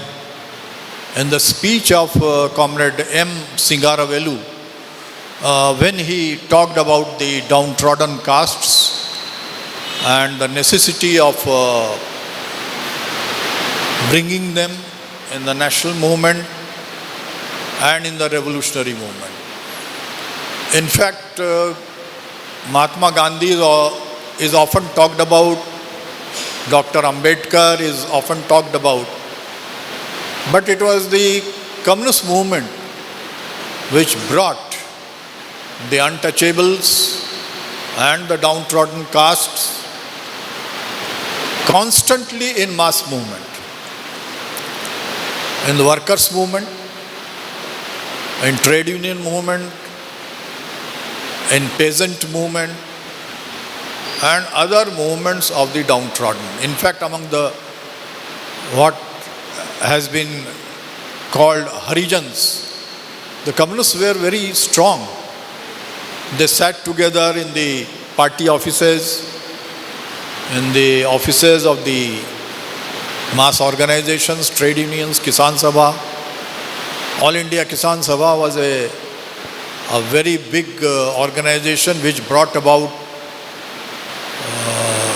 unity of various castes. The communist movement helped to literate the illiterate, downtrodden caste people, and so on. Even in Kerala and other places in the 30s and 40s, temple entry movements were led by the communists. State-wise long marches were carried out. And many other examples can be given from the post-independence period also. At the same time, it is true that class analysis dominated the outlook of the communist movement. And to an extent, greater extent or lesser extent, the caste complexities were underestimated. This is also true. But the very first scientific analysis of caste, well, caste has to be looked at from a scientific angle, from an objective angle. Karl Marx in his writings was the first to make a scientific analysis of the phenomena and structure of the castes. What did they mean? How do you define caste? If we pose this question to ourselves, it will not be easy to define what is caste. What do we mean by caste? And Marx was the first to define caste in a scientific manner. And that analysis was taken up by the communist movement in India, but not consistently, that can be said. So caste is a phenomena which needs a scientific analysis, and in today's conditions, class and caste are intermingled, intertwined. They have a economic basis, they have a social basis, and they have a non-economic basis also, cultural basis and so on. So in this complexity, I think there is a greater awareness about the caste and other questions. As far as mass movement is concerned, the post-independence period is full of mass movements of the workers, peasants and other sections carried out and led and organized by the communists, both before split and after split. The left forces in the country have carried out many struggles. Yet, it is true that more effective mass movements, more widespread mass movements are needed, as emphasized or underlined by the present right-wing dispensation that is working in the center. So we have to build more effective mass movement of the people. Now, when we use the term people, what do we mean? People is not a concept, a reality which is unchanging. It is a changing concept. We are going through, our society is going through vast changes. The socio-economic composition is changing. And I think that is one of the realities that should have been taken into account in West Bengal and other places also, rest of India also. Urbanization is going on. The composition of working class itself is changing. New middle class has come up or is fast rising, and that is begging analysis, scientific analysis. So there is a big task waiting for the scientific socialist, left and communist movement in India to analyze the changing nature of and composition of the Indian society. That is what I will say. So his discussion in a different way. For outsiders who are not within the communist movement, the talk about how do two communist parties look at the state in 1964, the split, I mean, may be relevant or may not be relevant, but all through the post-split, the two parties have formed a left democratic front in various elections and fought parliamentary elections together, and they are seen as one. Let alone in a general public, communist is a communist, whether CPIM, CPI, CPIML or Red Star, Liberation, but general view is a communist. So the whole debate what we have presented today is about the view about the state and how the party differences is about the state and the parliamentary democracy. But there is another space called as, in a democratic society, there is a called as social democracy. A larger society is working at that. And it's not a completely bourgeois society, wherein which the industrialization has happened and the feudal, cultural and socio-economic relations have vanished. We are working in a society which is remnants of feudalism, and the social relations of feudalism is still in 21st century intact. Maybe the scientific analysis of it and how do we look at it is, so what my question is, 1925 is the year in which not only communist parties were forming and a communist movement for forming, but it's also definingly RSS was formed. And RSS from 1925 is working towards spreading those its influences, its extreme right-wing influences in society and occupying the society. And as Golwalkar said, their idea is not to occupy the state, but to occupy the society and build a grassroots level organizations at the societal level and occupying the people's mind. You said, what is people? Irrespective of whether they come from agrarian community, whether they are workers or what, a kind of social occupation of at the grassroots level is happening. And finally, what we see post 1980 is not just a globalized fascist, corporate economic onslaught, but also an extreme right-wing social onslaught.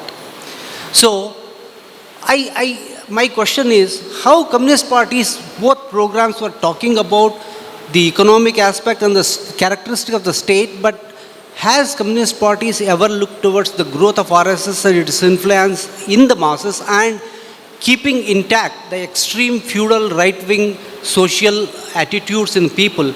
And what we see post 1980s, occupation in the minds of the right-wing ideas and right-wing social relations occupied, led by RSS, even among all the castes and even among the working class. And what is the reaction of the two communist parties? As we see now that communist parties have failed to understand the mechanisms, the larger social mechanisms of RSS, and to counter it, especially post 1970s. And because of that, we see a large dip in the mass movements, left mass movements, trade union movements losing its members to social forces of RSS, the peasant movement losing its forces to the movements led by RSS. And now if you look at the coastal districts, 3 districts, the red flags of the trade unions and Kisan movements is down and Bajrang Dal flags are on. No, the point is whether the communist movement in India did look at the social structure and the social spread of RSS, right-wing RSS influence in society, which led to capture of state. Can we look it from the other side? Because always we are looking from the state side. We cannot call it as a bourgeois democracy, because it is not completely a bourgeois democracy where feudal cultural relations and social relations are intact.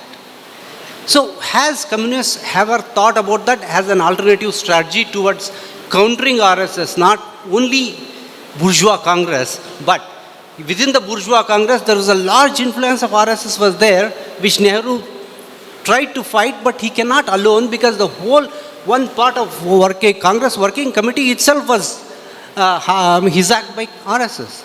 So ever communists have thought about the social democratic invasion of right-wing forces like RSS and countered it.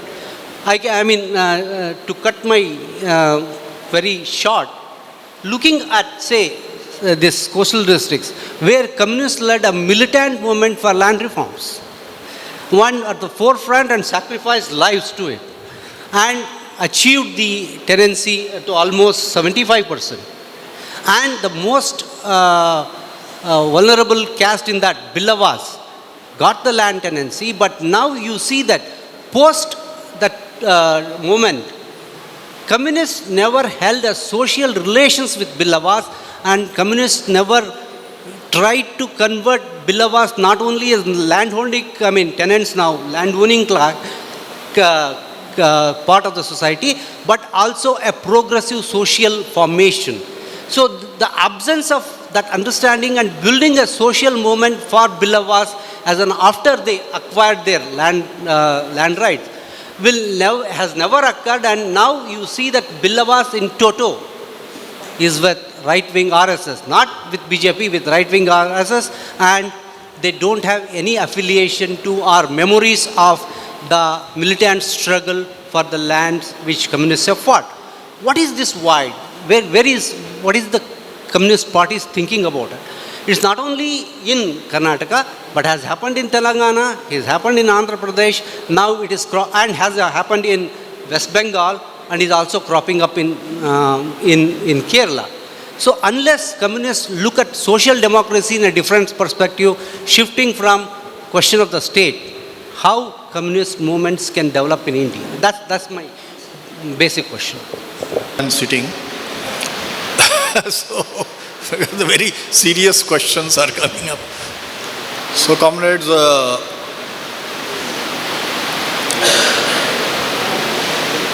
the history of independence movement and post-independence period shows that whenever the democratic forces have come together,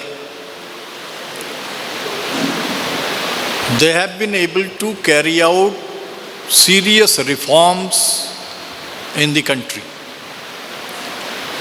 and they have been able to do much for the people. Now, for example, land reforms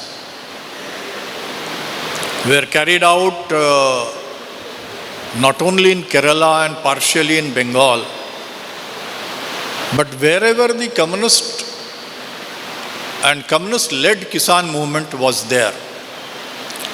For example, in Jammu and Kashmir was one of the first states to carry out land reforms, even though the communists were not in power. Land reforms were carried out or forced in Bihar, in Andhra Pradesh, because of the mass people's and peasants movement.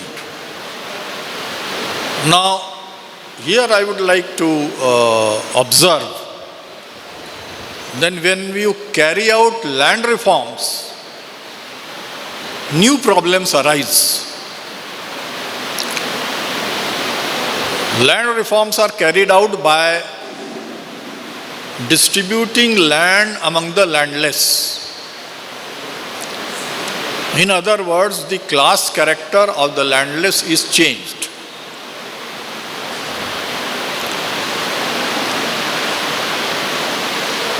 Landless is proletariat, rural proletariat. But when land is distributed, the landless proletariat is no more proletariat. It becomes the owner of land, that is small scale proprietor. And therefore the revolutionary movement must be prepared for the change in nature of the class when land is given, when housing is given, when education is given. So one has to be very careful about the consequences of demands raised and demands fulfilled. And this is very important. In class terms, the petty bourgeoisie, small owner, is subject to many ideological, political influences. In the mass movement, often the results have been ignored. And one of the results have been casteism. Casteism is the product of property in modern times. Among the propertyless, there is no casteism. So a proper analysis, a scientific analysis has to be made. An ideological campaign has to be run among those masses who have met their demand. When we impart education, it's a very good demand. Everybody should receive education. But imparting education has its own negative side. That is, that education may also be susceptible to right-wing ideology, casteist ideology, and communal ideology. The educated people may go not in one direction but in several directions. And then, therefore, when the demand is made, the movement has to be prepared for the ideological consequences. Ideological preparations have to be made. And the state is very important here. The nature of state. Nehru was for example, was the representative of the most modern ideology, most modern industrialization, and so on and so forth.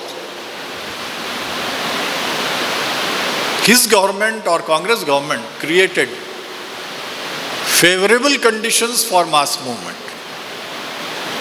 On the whole, there are many examples that Congress suppressed mass movement. That is also true. But on the whole, the movement, ideological struggle could be carried on economic basis. Religion was not in the forefront, or distortion of religion, or communalism. As Lenin said, we are concerned with what government is there ruling the country, so as to favorably better carry out our democratic struggle.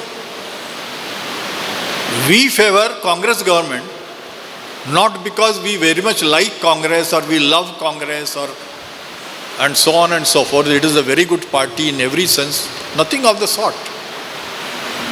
A bourgeois democratic government, a progressive government on the whole, creates favorable conditions for mass movement, mass ideological campaign. The syllabus earlier had many progressive aspects. Communalism did not dominate. But today what is happening with our syllabus? It is being communalized on a vast scale. There were Marxist departments, Marxist chair for study of Marxism. Marxist books were openly being put on the shelves, studied, research was carried on, and so on. JNU is the example, and many other institutions. But today that ideology is sought to be suppressed. That is, in other words, right-wing reaction creates an atmosphere where right-wing ideas seek to dominate the society. RSS, BJP won the battle of ideas much before they came to power. That is, in 2013, they had dominated the mass media. And mass media is the fourth estate of the state, fourth pillar of the state today, nowadays. So press and electronic media is very important. This task was ignored by democratic forces. Only now they are realizing and doing something. And therefore we want this government to go. We want that atmosphere of fear disappears. The recent election results have done one very good thing. It has created confidence among the people. It has created favorable conditions for economic movements on economic issues rather than on religious issues. There is difference between the two. So that we can fight the economic policies and raise the people's issues which unite the people. Religion and caste divide the people. And therefore the nature of state is very important. Nature of government is very important. That is important for particularly the new generations. In the conditions where information revolution is going on, and information reaches immediately through mobiles and other means, through laptops,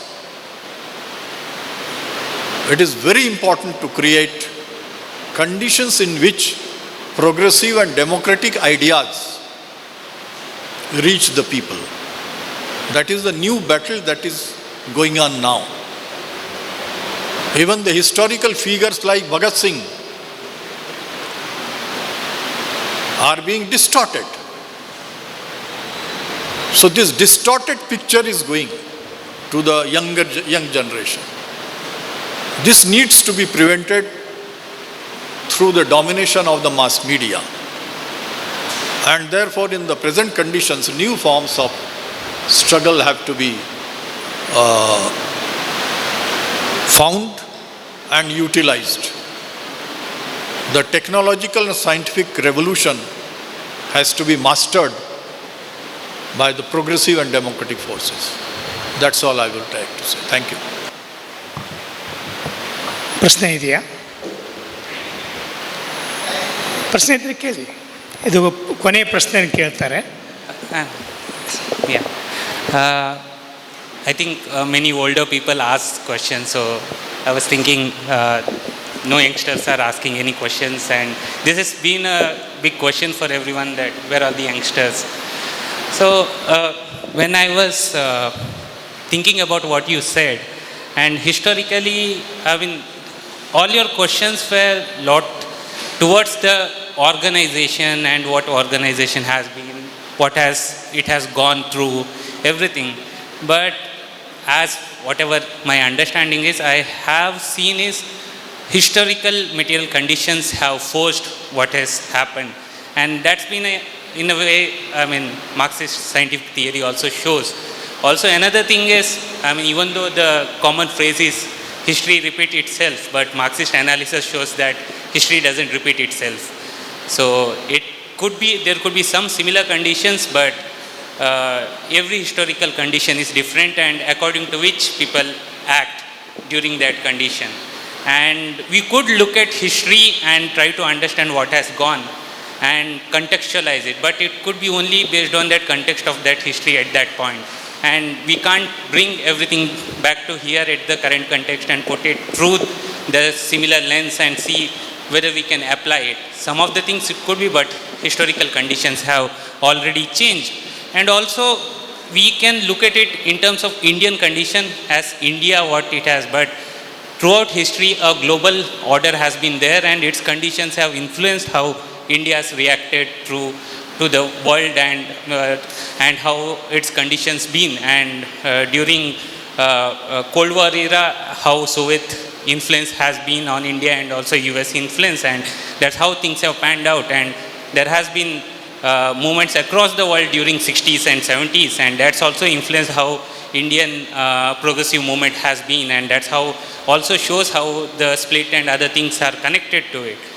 And currently when we look at the current era and where I am coming from, we are in the neoliberal era in the complete globalized world, and we can't just focus on India as what is happening in India, but in the globalized world where monopoly finance capital is wreaking havoc all around the world, and how it's infiltrating towards India and what is happening in India, and the questions have completely shifted. Also our place in the global financial world, I mean, we can talk about public sector companies and private sector, what is happening, but when we look at the global financial order and it's all our companies' place, or in a way, whether it will hold enough power to change something in political economy, that analysis needs to be there, and how that can connect to the questions of younger generation, employment, all those questions, and why service sector is dominant, even though we are not getting much and there is no production. And if we do production also, whether we'll go towards the China model or whether it's not possible. I mean, most of the analysis says it's not possible because it's a very different historical conditions. At this point, Vietnam is doing in a very different way. And what's India's place? So this analysis of current neoliberal condition, I mean, we can talk about parliamentary democracy, but even the parliamentary parties throughout India, even though left has been giving away to the neoliberal conditions, what's happening and everything. So at this point, is it not time to think about the current condition and what are the questions arising from that condition, and how we have to refigure the questions and put it forward to the newer generation, this condition on this order, and come up with the strategy, rather than we can look into the past, but past is, I don't think so, it's not going to give us any answer at this moment.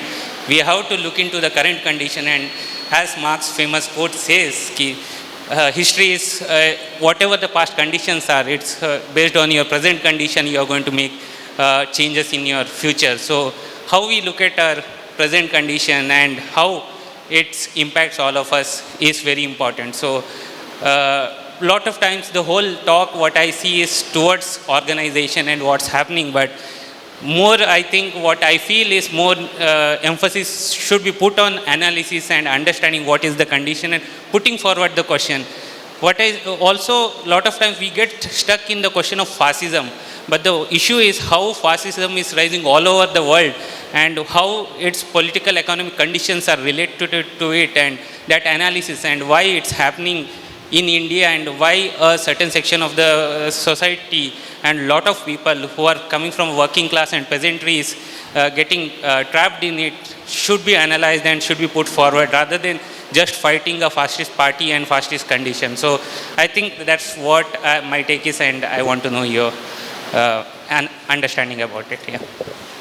We are fighting fascism or communal fascism in India just to create conditions for the development of the people and of the nation. Communal fascism is a hurdle in the path of socio-economic, political and ideological development of the nation and of the people. It is the biggest hurdle. And as I explained just now and during my lecture also, communalism communalizes the people. It divides the people. It takes away the attention of the masses from economic questions to non-economic questions, to caste, to religion. It magnifies the feudal mindset, suppressing the industrial capitalist mindset and industrial mindset in general. And therefore it is a very complicated battle to be fought at different levels of the society. Those different levels are state, government, culture, civil society, education, health, science and technology. In all these fields, battle has to be carried on against communal fascism. Whether it is history, whether it is science, whether it is technology, tradition, and so on and so forth. Problem is that Indian society is highly complex and complicated. And therefore our approach has to be highly complex and complicated, multi-layered. We cannot ignore the unity of democratic forces. We cannot ignore the fact that communal fascism is taking away the individual freedom, the expression of views on freedom movement, for example, on history, on science. Darwin is being sought to be removed from mass consciousness. Newton is being sought to be removed and replaced by some imaginary Vedic achievements. Vedic achievements certainly were there, but for their own times, for their own levels. The scientific temper has to be brought home to the people through various means. Only then a healthy, forward-looking society can be created. We are going through a new level of scientific and technological revolution, which provides us the tools for such transformation. Finance capital and growth of finance capital is the result, the negative result of globalization. But how to use the globalization in a positive manner? World capitalism uses globalization to create a billionaire-dominated market. How to shift this market in favor of small producers, in favor of developing countries? That is a big task before all the democratic forces. And therefore, while world market and globalization cannot be ignored and must not be ignored, the domination by finance capital has to be prevented.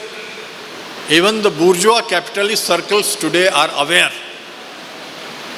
that centralization of capital and wealth into a few hands is doing harm to the entire economy. Even in United States, there are laws against monopolization. They may not be implemented or implemented properly. In our country, there are laws. There have been and there are laws preventing or illegalizing concentration of wealth and capital. There was a law known as monopolies and restrictive trade practices. MRTP law was there. Now there is a different name for that. So, not only the communists, but others are also realizing the great harm done by monopolization. Monopolization of trade, monopolization of market, monopolization of production and distribution. And therefore distribution mechanism and their structures are becoming the subject of discussion among vast circles of academics, leaders, activists, etc. all over the world.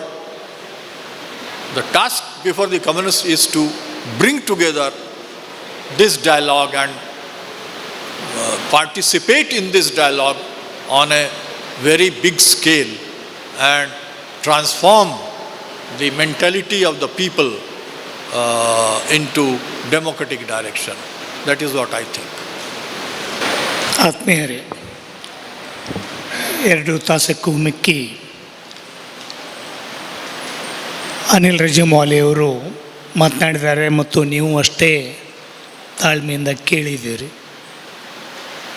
B ಕಕ್ಕಿಲಯ್ಯ ಅವರ ಸ್ಮರಣೆಯಲ್ಲಿ ಪ್ರತಿ ವರ್ಷ ಕಾರ್ಯಕ್ರಮಗಳನ್ನು ಸಮದರ್ಶಿ ವೇದಿಕೆ ಹೊಸತು ಮತ್ತು MS Krishnan trust ವತಿಯಿಂದ ಮಾಡ್ತಾಯಿದ್ದೇವೆ. ತಾವೆಲ್ಲರೂ ಪ್ರತಿ ಸಲನೂ ಬಂದು ಆ ಚರ್ಚೆಗಳಲ್ಲಿ ಭಾಗವಹಿಸಿದ್ದೀರಿ. ಈ ಬಾರಿ ಡಾಕ್ಟರ್ ಶ್ರೀನಿವಾಸ್ ಕಕ್ಕಿಲಯ್ಯರು ನಾವು ಮಾತಾಡುವಾಗ ಕಕ್ಕಿಲಯ್ಯರು ಕೊನೆ ದಿನಗಳಲ್ಲಿ ಅವರ ಆಶಯ ಒಂದೇ ಇತ್ತು, ಕಮ್ಯುನಿಸ್ಟ್ ಪಕ್ಷಗಳು ಒಂದಾಗಬೇಕು. ಅವರ ಆಶಯ ಯಾಕೆ ಅಂತಂದರೆ ಅವರು ಯುನೈಟೆಡ್ ಒಂದೇ CPI ಒಂದೇ ಇದ್ದಾಗ ಅವರು ನೋಡಿರ್ತಕ್ಕಂಥ ಚಳವಳಿಗಳು, ಕಂಡಿರ್ತಕ್ಕಂಥ ಕನಸುಗಳು, ಸ್ಪ್ಲಿಟ್ ಆದ ಮೇಲೆ ಆಗಿರ್ತಕ್ಕಂಥ ಪರಿಣಾಮಗಳನ್ನು ನೋಡಿ ಕೊನೆಗಾಲದಲ್ಲಿ ಅವರು ಎಲ್ಲಿವರೆಗೂ ಹೋದರು ಅಂತಂದರೆ ಎಲ್ಲ ಚಳವಳಿಗಳು ಒಂದಾಗಬೇಕು ಅಂತಕ್ಕಂಥ ರೀತಿಯೊಳಗೆ ಒಂದು ಡೆಮಾಕ್ರೆಟಿಕ್ ರೆವಲ್ಯೂಷನ್ಗೆ ಕನಸು ಕಾಣ್ತಾಯಿದ್ರು. ಆ ಹಿನ್ನೆಲೆಯಲ್ಲಿ ಭಾರತ ಕಮ್ಯುನಿಸ್ಟ್ ಪಕ್ಷಕ್ಕೆ 100 ವರ್ಷ ಆಗುವಾಗ ಯಾಕೆ ಈ ವಿಷಯನ ಚರ್ಚೆ ಮಾಡಿದ್ವಿ ಅಂತಂದರೆ, ಯಾವಾಗಲೂ ವರ್ತಮಾನದಲ್ಲಿ ನಿಂತು ಭೂತವನ್ನು ನೋಡಿ ಭವಿಷ್ಯವನ್ನು ಕಟ್ಟಬೇಕಾಗ್ತದೆ. ಸೊ ಈ 100 ವರ್ಷದ ಸಂದರ್ಭದಲ್ಲಿ ಭಾರತದಲ್ಲಿರ್ತಕ್ಕಂಥ CPI ಸಂಘಟನೆಯಿಂದ, CPI ಪಾರ್ಟಿಯಿಂದ ಒಡೆದು ಹೋಗಿರ್ತಕ್ಕಂಥ ಎಲ್ಲ ಎಡಪಕ್ಷಗಳು ಸಹಿತ ಇವತ್ತು ಪುನರಾವಲೋಕನ ಮಾಡಬೇಕಾಗಿದೆ. ಯಾಕೆಂತಂದರೆ ಕಮ್ಯುನಿಸ್ಟ್ ಪಾರ್ಟಿಗೂ ಎಡ ಚಳವಳಿಗೂ 100 ವರ್ಷ ಆಗ್ತಾಯಿದೆ. ಕೆಲವರು 1920ನೇ ಕಮ್ಯುನಿಸ್ಟ್ ಪಾರ್ಟಿಯ ಚಳವಳಿಯ ಆರಂಭದ ಕಾಲ ಅಂತ ಹೇಳ್ತಾರೆ. ಅದು ಭಾರತದಲ್ಲಿ ಸ್ಥಾಪನೆ ಆಗಿದ್ದಲ್ಲ. ಬಟ್ ಭಾರತದಲ್ಲಿ 1925ರಲ್ಲಿ ಕಾನ್ಪುರಲ್ಲಿ ಕಮ್ಯುನಿಸ್ಟ್ ಪಾರ್ಟಿ ಸ್ಥಾಪನೆ ಆದಾಗ ಅಲ್ಲಿಂದ ಇಲ್ಲಿಗೆ 100 ವರ್ಷಗಳಾಗ್ತವೆ. ಈ 100 ವರ್ಷದ ಸಂದರ್ಭದಲ್ಲಿ ಯಾವ ಉದ್ದೇಶಕ್ಕಾಗಿ ಕಮ್ಯುನಿಸ್ಟ್ ಪಾರ್ಟಿ ಸ್ಥಾಪನೆ ಆಯಿತೋ ಆ ಸ್ಥಾಪನೆಯ ಉದ್ದೇಶ ಸಾಮಾಜಿಕ ಹೋರಾಟದಲ್ಲಿ ಹಲವಾರು ಹಿನ್ನಡೆಗಳಾಗಿರ್ಬೋದು. ಆದರೆ ಅದರ ವಿಘಟನೆಗಳು ಅದರ ಹಿನ್ನಡೆಗೆ ಪ್ರಮುಖ ಕಾರಣ ಅಂತ ಅನ್ನೋದನ್ನು ನಾವೆಲ್ಲರಿಗೂ ಅರ್ಥ ಮಾಡ್ಕೊಳ್ತಾ ಇದ್ದೀವಿ.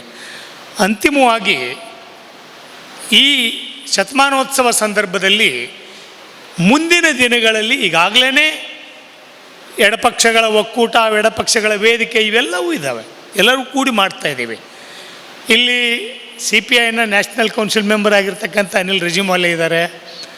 ನಮ್ಮ ರಾಜ್ಯದ ಕಾರ್ಯದರ್ಶಿ ಸಾತಿ ಸುಂದರೇಶ್ ಅವರಿದ್ದಾರೆ, ಜನಾರ್ದನ್ ಸಂತೋಷ್ ಕಾರ್ಯದರ್ಶಿ ಮಂಡಳಿ ಸದಸ್ಯರಿದ್ದಾರೆ, ನಮ್ಮ ಡಾಕ್ಟರ್ ಕಕ್ಕಿಲಯ್ಯ ಇದ್ದಾರೆ. CPI ಯಾವತ್ತಿಗೂ ಕರೆ ಕೊಡ್ತಾ ಇದೆ, ಕಮ್ಯುನಿಸ್ಟ್ ಪಕ್ಷಗಳು ಮರ್ಜ್ ಆಗಬೇಕು ಅಂತ. ಎಲ್ಲ ಕಮ್ಯುನಿಸ್ಟ್ ಪಾರ್ಟಿಗಳು, ಯಾಕಂದರೆ ಒಂದೇ ಮೂಲದಿಂದ ಹೋದಂಥವ್ರು, ಕ್ರಾಂತಿ ಮಾಡಬೇಕು ಅಂತ ಹೋದಂಥವ್ರು. ಆದರೆ ಬಂದಿರತಕ್ಕಂಥ ಭಿನ್ನಾಭಿಪ್ರಾಯಗಳು ಏನು ಅಂತಂದರೆ ತತ್ವಾಹಂಕಾರ ಅಂತ ಕರಿತೀನಿ ನಾನು. ತತ್ವಾಹಂಕಾರ ಅಂದರೆ ನಾನು ಅನುಸರಿಸಿದ ಸಂಘಟನಾ ತತ್ವಗಳೇ ಶ್ರೇಷ್ಠ ಅಂತಕ್ಕಂಥ ಈ ತತ್ವಾಹಂಕಾರ ಇವತ್ತು ಎಲ್ಲರ ಒಗ್ಗಟ್ಟಿಗೆ ಅಥವಾ ಒಂದು ಮರ್ಜರ್ಗೆ ಅಡೆತಡೆ ಆಗ್ತಾಯಿದೆ. ಆ ತತ್ವಾಹಂಕಾರವನ್ನು ಬದಿಗಿಟ್ಟು ಅಬ್ಜೆಕ್ಟಿವ್ ಆಗಿ ಸಮಾಜದಲ್ಲಿ ಏನು ನಡೀತಾ ಇದೆ ಮತ್ತು ಕಮ್ಯುನಿಸ್ಟರ ಅವಶ್ಯಕತೆ ಏನಿದೆ ಈ ಸೊಸೈಟಿಗೆ ಅನ್ನೋದನ್ನು ಅನಿಲ್ ರಾಜಿಮವಾಲೆ ಅವರು ತಮ್ಮ ಹಲವಾರು ಉದಾಹರಣೆಗಳನ್ನು ಕೊಟ್ಟು ಹೇಳಿದ್ದಾರೆ. ಇಲ್ಲಿ ಇತಿಹಾಸದಲ್ಲಿ ಯಾರು ತಪ್ಪು ಮಾಡಿದರು ಏನು ಅನ್ನೋ ಪ್ರಶ್ನೆ ಅಲ್ಲ. ಬಹುಶಃ 60-70ರ ದಶಕದಲ್ಲಿ ಕೆಲವು ಸಂಗಾತಿಗಳಿಗೆ ಮೇಲ್ಗಡೆ ರಷ್ಯಾದಲ್ಲಿ ಕ್ರಾಂತಿ ಆಯಿತು, ಸೊ ಆ ಕಡೆ ಚೈನಾದಲ್ಲಿ ಕ್ರಾಂತಿ ಆಯಿತು, ಸೊ ಆ ಥರದ 1950ರಲ್ಲಿ ಕ್ಯೂಬಾದಲ್ಲಿ ಆಯಿತು, ಭಾರತದಲ್ಲಿ ಕಮ್ಯುನಿಸ್ಟ್ ಪಕ್ಷ ವಿರೋಧ ಪಕ್ಷ. ನಾವು ಕ್ರಾಂತಿ ಮಾಡಿ ಬಿಡ್ಬೋದು, ಸಮಾಜವಾದಿ ಕ್ರಾಂತಿ ಅಂತಕ್ಕಂಥ ಭಾವನೆ ಬರೋದರಲ್ಲಿ ಅದೇನೋ ಅನಿರೀಕ್ಷಿತ ಏನಲ್ಲ ಅಥವಾ ಕಾಲ್ಪನಿಕನೂ ಅಲ್ಲ. ಆದರೆ ಅನುಸರಿಸಿರ್ತಕ್ಕಂಥ ತಂತ್ರಗಳು, ಗ್ರಹಿಕೆಗಳು ಇವತ್ತು ನಾವು ಎಲ್ಲಿ ಬಂದು ನಿಂತಿದ್ದೀವಿ ಅನ್ನೋದ್ರ ಮೇಲೆ ಇವತ್ತು ನಮಗೆ ಕಾಣ್ತಾ ಇದ್ದಾವೆ. ಸೊ ನಮ್ಮ ಸ್ಪ್ಲಿಟ್ಟು ಈ ದೇಶದ ಡೆಮಾಕ್ರಸಿಯನ್ನು ಯಾವುದನ್ನು ನಾವು ಅದು CPIನೇ ಹೇಳಿ, CPMನೇ ಹೇಳಿ, ಮತ್ತು ಇತ್ತೀಚೆಗೆ ನಕ್ಸಲ್ವಾದಿ ಚಳವಳಿಯಿಂದ ಬಂದೂಕನ್ನು ಬದಿಗಿಟ್ಟು ಈ ಪಾರ್ಲಿಮೆಂಟ್ರಿ ಡೆಮಾಕ್ರಸಿಯ ಪಾತ್ಗೆ ಬಂದಿರತಕ್ಕಂಥ ನಕ್ಸಲ್ ಚಳವಳಿಗಳೇ ಆಗಿರಲಿ, ನಾವೆಲ್ಲರೂ ಇವತ್ತು ಆಲೋಚನೆ ಮಾಡಬೇಕಾಗಿದೆ ಶತಮಾನದ ಸಂದರ್ಭದಲ್ಲಿ. ಯಾಕೆ ಅಂತಂದರೆ RSS ಹುಟ್ಟಿನೂ 100 ವರ್ಷ ಆಯಿತು. ಈ 100 ವರ್ಷದ ಸಂದರ್ಭದಲ್ಲಿ ಅವರು ಪುಣ್ಯಕ್ಕೆ ಈ ಹಿಂದಿನ ಚುನಾವಣೆ ಅವರ ವೇಗಕ್ಕೆ ಆ ತಡೆಯನ್ನು ಕೊಟ್ಟಿದೆ. ಈ ದೇಶದ ಡೆಮಾಕ್ರಸಿನೇ ಅದನ್ನು ಕಾಪಾಡಿದೆ. ಸೊ ಆ ವೇಗಕ್ಕೆ ಜನ ಆ ತಡೆಯನ್ನು ಕೊಟ್ಟಿರದೇ ಇದ್ದರೆ, ಅವರು 400 ದಾಟಿದ್ರೆ ಬಹುಶಃ ಈಗಾಗಲೇ ಸ್ಟಾರ್ಟ್ ಆಗಿರೋದು ಈ ದೇಶವನ್ನು ಹಿಂದೂ ರಾಷ್ಟ್ರವನ್ನಾಗಿ ಘೋಷಣೆ ಮಾಡೋದು ಹೇಗೆ ಮತ್ತು ಈ ದೇಶದ ಸಂವಿಧಾನವನ್ನು ಸಂಪೂರ್ಣವಾಗಿ ಬದಲಾವಣೆ ಮಾಡೋದು ಹೇಗೆ ಅಂತಕ್ಕಂಥ ಕೆಲಸ ಆರಂಭ ಆಗ್ತಾಯಿತ್ತು. ಅನಿಲ್ ರಾಜಿಮವಾಲೆ ಅವರು ಹೇಳಿದರು, ಈ ದೇಶದ ಕಾನ್ಸ್ಟಿಟ್ಯೂಷನ್ ಅನ್ನೋದು ನಮ್ಮ ದೇಶಕ್ಕೆ ಭಾಳ ಅದ್ಭುತವಾಗಿರ್ತಕ್ಕಂಥ ಒಂದು ಡೆಮಾಕ್ರೆಟಿಕ್ ರೆವಲ್ಯೂಷನ್ಗೆ, ಸಮಾಜವಾದಿ ಕ್ರಾಂತಿಯ ಮುಂಚಿನ ಪ್ರಜಾಸತ್ತಾತ್ಮಕ ಕ್ರಾಂತಿಯ ಒಂದು ಪ್ರಕ್ರಿಯೆಗೆ ಈ ಸಂವಿಧಾನ ಭಾಳ ಅದ್ಭುತವಾಗಿದೆ. ಸೊ ಅಲ್ಲಿ ಅಂಬೇಡ್ಕರ್ ಅವರು ಅದನ್ನು ಪ್ರಭುತ್ವ ಸಮಾಜವಾದ ಅಂತ ಕರೀತಾರೆ, ಸ್ಟೇಟ್ ಸೋಷಿಯಲಿಸಮ್. ಈ ಪ್ರಭುತ್ವ ಸಮಾಜವಾದ ಅಂತ ಅನ್ನೋದು ಸಮಾಜವಾದಿ ಕ್ರಾಂತಿಗೆ ಒಂದು ಮುನ್ನುಡಿಯಾಗಿ ಬಂದಿರತಕ್ಕಂಥದ್ದು ಅಂತ ನಾನು ಭಾವಿಸ್ತೇನೆ. ಸೊ ಆ ಹಿನ್ನೆಲೆಯಲ್ಲಿ ಇವತ್ತು ಅದು CPI ಆಗಿರಲಿ, CPM ಆಗಿರಲಿ, ಯಾವುದೇ ನಕ್ಸಲ್ ಆಗಿರಲಿ, ಎಲ್ಲರೂ ಹೇಳ್ತಾ ಇರೋದೇನೆಂದರೆ ಈ ಸಂವಿಧಾನವನ್ನು ರಕ್ಷಣೆ ಮಾಡಿ. ಯಾಕೆಂದರೆ ಈ ಸಂವಿಧಾನ ನಮಗೆ ಸಮಾಜವಾದಿ ಕ್ರಾಂತಿಯ ಪಥದತ್ತ ಸಾಗೋಕ್ಕೆ ಒಂದು ಸ್ಪೇಸನ್ನು ಕ್ರಿಯೇಟ್ ಮಾಡಿದೆ. ಈ ಒಂದು ಡೆಮಾಕ್ರಸಿ, ಈ ಒಂದು ಪ್ರಜಾಸತ್ತೆ. ಸೊ ನಮಗೆ ಕಾಂಗ್ರೆಸ್ ಜೊತೆ ಎಷ್ಟೇ ಜಗಳ ಇರಲಿ, ಎಷ್ಟೇ ಭಿನ್ನಾಭಿಪ್ರಾಯಗಳಿರಲಿ, ಆದರೆ ಇವತ್ತು ಈ ದೇಶದ ಫ್ಯಾಸಿಸ್ಟ್ ಮತ್ತು ಈ ಕಾರ್ಪೊರೇಟ್ ಕಂಪನಿಗಳ ಒಂದು ಏನು ಕಾಂಬಿನೇಷನ್ ಇದೆ, ಕಾರ್ಪೊರೇಟ್ ಕಮ್ಯುನಲ್ ಕಾಂಬಿನೇಷನ್, ಈ ಕಾರ್ಪೊರೇಟ್ ಕಮ್ಯುನಲ್ ಕಾಂಬಿನೇಷನ್ನ ಬ್ರೇಕ್ ಮಾಡೋಕ್ಕೆ ಈಗ ಒಂದು ಬೇಕಾಗಿರ್ತಕ್ಕಂಥ ಒಂದು ಡೆಮಾಕ್ರೆಟಿಕ್ ರೆವಲ್ಯೂಷನ್ ಏನಿದೆ ಅದನ್ನು ನಾವು ಯಾವ ಹೆಸರಲ್ಲೇ ಕರಿತೀವೋ, ಪೀಪಲ್ಸ್ ಡೆಮಾಕ್ರೆಟಿಕ್ ಫ್ರಂಟ್ ಅಂತ ಕರಿತೀವ ಅಥವಾ ನ್ಯಾಷನಲ್ ಡೆಮಾಕ್ರೆಟಿಕ್ ಫ್ರಂಟ್ ಅಂತ ಕರಿತೀವ, ಅದೇನು ಪೀಪಲ್ ನ್ಯಾಷನಲ್ ಹೊರಗಡೆ ಇಟ್ಟು ಡೆಮಾಕ್ರೆಟಿಕ್ ರೆವಲ್ಯೂಷನ್ ಅಂತೂ ಒಂದು ಬೇಕಾಗಿದೆ ಅಂತಕ್ಕಂಥ ಅಂಶ ನಮ್ಮ ಮುಂದಿದೆ. ಅಂಥ ಒಂದು ಡೆಮಾಕ್ರೆಟಿಕ್ ರೆವಲ್ಯೂಷನ್ಗೆ ಹೋಗ್ತಕ್ಕಂಥ ಸಂದರ್ಭದಲ್ಲಿ ನನಗಳು ಹೇಳಿದೆ, ನಮ್ಮ ಪಾರ್ಟಿ ನಾಯಕರು ಇಲ್ಲೇ ಇದ್ದಾರೆ, CPI ಯಾವತ್ತೂ ಕರೆ ಕೊಡ್ತಾ ಇದೆ ಒಂದಾಗಬೇಕು ಅಂತ. ಎಲ್ಲ ಕಮ್ಯುನಿಸ್ಟ್ ಚಳವಳಿಗಳು ಒಂದಾದಾಗ ಬರ್ತಾ ಇರ್ತಕ್ಕಂಥ ಒಂದು ಶಕ್ತಿ ಇದೆಯಲ್ಲ, ಅದು ನಮಗೆ ಶಕ್ತಿ ಮಾತ್ರ ಅಲ್ಲ, ನಮ್ಮ ಸುತ್ತ ಇರ್ತಕ್ಕಂಥ ಬೇರೆ ಬೇರೆ ದಲಿತ ಚಳವಳಿ, ರೈತ ಚಳವಳಿ, ಬೇರೆ ಬೇರೆ ಚಳವಳಿಗಳು, ಆ ಡೆಮಾಕ್ರೆಟಿಕ್ ಮೂಮೆಂಟ್ಗಳಿಗೆ ಇಂಟೆಲಿಜೆನ್ಸಿಯಾ ನೋಡಿದ್ದೀವಿ. ವಿಶ್ವವಿದ್ಯಾಲಯಗಳಲ್ಲಿ ಇರ್ತಕ್ಕಂಥ ಎಲ್ಲರೂ ನಗರ ನಕ್ಸಲರು ಅಂಥೇಳಿ ವಿಶ್ವವಿದ್ಯಾಲಯಗಳಿಗೆ ಬೀಗ ಹಾಕ್ತಕ್ಕಂಥ ಕೆಲಸವನ್ನು ಮಾಡ್ತಾಯಿದ್ರು. ಸೊ ಅಂಥ ಸಂದರ್ಭದಲ್ಲಿ ಒಂದು ಎಡಪಕ್ಷಗಳ ಚಳವಳಿ ಪ್ರಬಲವಾಗಿದ್ದರೆ ಇಂಟೆಲಿಜೆನ್ಸಿಯಾ ಜೋರಾಗಿ ಮಾತಾಡ್ತದೆ, ಮನಸ್ಸು ಬಿಚ್ಚಿ ಮಾತಾಡ್ತದೆ. ನಾನು ನೋಡಿದ್ದೀನಿ, ನಮ್ಮ ನವ ಕರ್ನಾಟಕ ಮತ್ತು ಹೊಸತು ಪತ್ರಿಕೆಗೆ ಮೊದಲು ಓಪನ್ನಾಗಿ ಜಾತಿವಾದ ಕೋಮುವಾದ ವಿರುದ್ಧ ಬರಿತಾ ಇರತಕ್ಕಂಥ ಹಲವಾರು ಲೇಖಕರು, ಎಲ್ಲರೂ ಅಲ್ಲ, ಹಲವಾರು ಲೇಖಕರು ಈಗ ಸೈಲೆಂಟ್ ಆಗಿದ್ದಾರೆ. ಯಾಕೆ ಅಂದರೆ ಎಲ್ಲಿ ದಾಬೋಲ್ಕರ್, ಕಲಬುರ್ಗಿ, ಗೌರಿ ಹತ್ಯೆ ಪರಿಸ್ಥಿತಿ ನಮಗೂ ಬರ್ತದೋ ಅಂತ. ಅಂದರೆ ಡೆಮಾಕ್ರಸಿ ನಾಶ ಆಗ್ತಾ ಇದೆ. ಆ ಡೆಮಾಕ್ರಸಿ ನಾಶ ಆದಾಗ ಅದು ಡೆಮಾಕ್ರಸಿನ ರೆಸ್ಟೋರ್ ಮಾಡಬೇಕಾದ್ರೆ ಕಮ್ಯುನಿಸ್ಟ್ ಪಕ್ಷಗಳು ಪ್ರಬಲ ಆಗಬೇಕಾಗ್ತದೆ. ಕಮ್ಯುನಿಸ್ಟ್ ಪಕ್ಷಗಳು ಪ್ರಬಲ ಆಗಬೇಕಾಗ್ತದೆ. ಕಕ್ಕಿಲಾಯರ ಕನಸು ಕಮ್ಯುನಿಸ್ಟ್ ಪಕ್ಷಗಳು ಒಂದಾಗಬೇಕಂತಿತ್ತು. ನಾನು ಯಾಕೆ ನಮ್ಮ ನಾಯಕರು ಹೇಳಿದೆ ಅಂದರೆ, ಇವತ್ತು ಎಲ್ಲ ಎಡಪಕ್ಷಗಳು ಯಾರು ಇನ್ನೂ ಬಂದೂಕನ್ನು ಬಿಟ್ಟಿಲ್ಲ, ಅವರು ಬಿಡಿ, ಪಾರ್ಲಿಮೆಂಟ್ರಿ ಡೆಮಾಕ್ರಸಿಯನ್ನು ಒಪ್ಕೊಂಡಿರ್ತಕ್ಕಂಥ ಎಲ್ಲರೂ ಒಂದಾಗಬೇಕಾದ್ರೆ CPI ಅಂತೀರಾ, CPM ಅಂತೀರಾ, ಯಾವ ಹೆಸರಿಂದ ಕರಿತೀರಾ, ಎಲ್ಲ ಹೆಸರನ್ನು ಬದಲಿ ಮಾಡಿ ಇನ್ನೊಂದು ಹೆಸರು ಕರೀರಿ. ನೇಪಾಳದಲ್ಲಿ ಹಲವಾರು ಬದಲಾವಣೆಗಳಾಗಿದ್ದನ್ನು ನಾವು ನೋಡಿದ್ದೀವಿ. ಸೊ ಈ ಥರದ ಬದಲಾವಣೆಗಳನ್ನು ಮಾಡಿ ಎಡಪಕ್ಷಗಳು ಅಂದರೆ ಕಮ್ಯುನಿಸ್ಟ್ ಪಕ್ಷಗಳು ಒಂದಾದರೆ ಅದು ಈ ದೇಶದ ಪ್ರಜಾಸತ್ತೆಯನ್ನು ಬಲಪಡಿಸೋಕ್ಕೆ ಕೊಡ್ತಕ್ಕಂಥ ಅಭೂತಪೂರ್ವವಾದಂಥ ಶಕ್ತಿ ಆಗ್ತದೆ. 1982ರಲ್ಲಿ ನಿಮ್ಮ ಜಿಲ್ಲೆಯವರು ಎಂ ಕೆ ಭಟ್ ಅವರು ಬೆಂಗಳೂರಿನೊಳಗೆ ಎರಡು CPI ಮತ್ತು CPM ಎರಡನ್ನೂ ಸೇರಿಸಿ ಒಂದು ಸಮಾವೇಶವನ್ನು ಮಾಡಿದರು.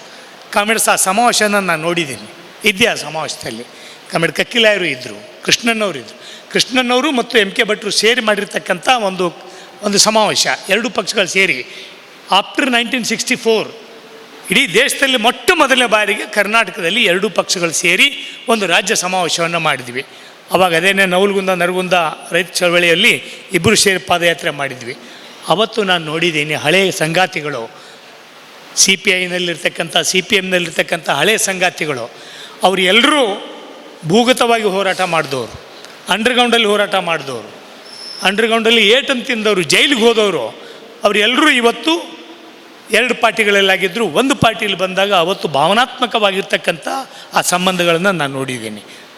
ಭಾವನಾತ್ಮಕ. ಅವತ್ತು ಕೆಲವು ಪ್ರಶ್ನೆ ಬಂದು, ಇಲ್ಲ 1964ರಲ್ಲಿ ನೀವು ತಪ್ಪು ಮಾಡಿದ್ರಿ ಅಂತ ಇವರು, ನೀವು ತಪ್ಪು ಮಾಡಿದ್ರಿ ಅಂತ ಅವರು.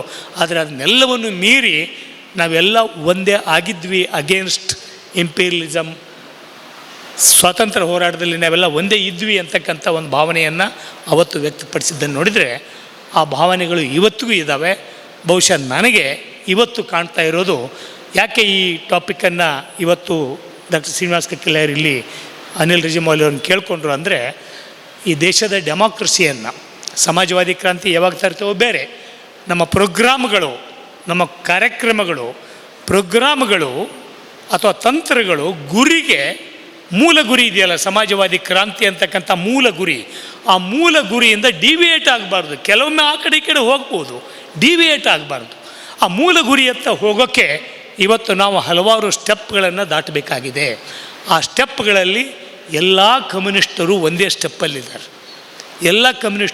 ಸ್ಟೆಪ್ಪಲ್ಲಿದ್ದಾರೆ, ಒಂದೇ ಹಂತದಲ್ಲಿದ್ದೀವಿ, ಒಂದೇ ರೀತಿಯಲ್ಲಿದ್ದೀವಿ.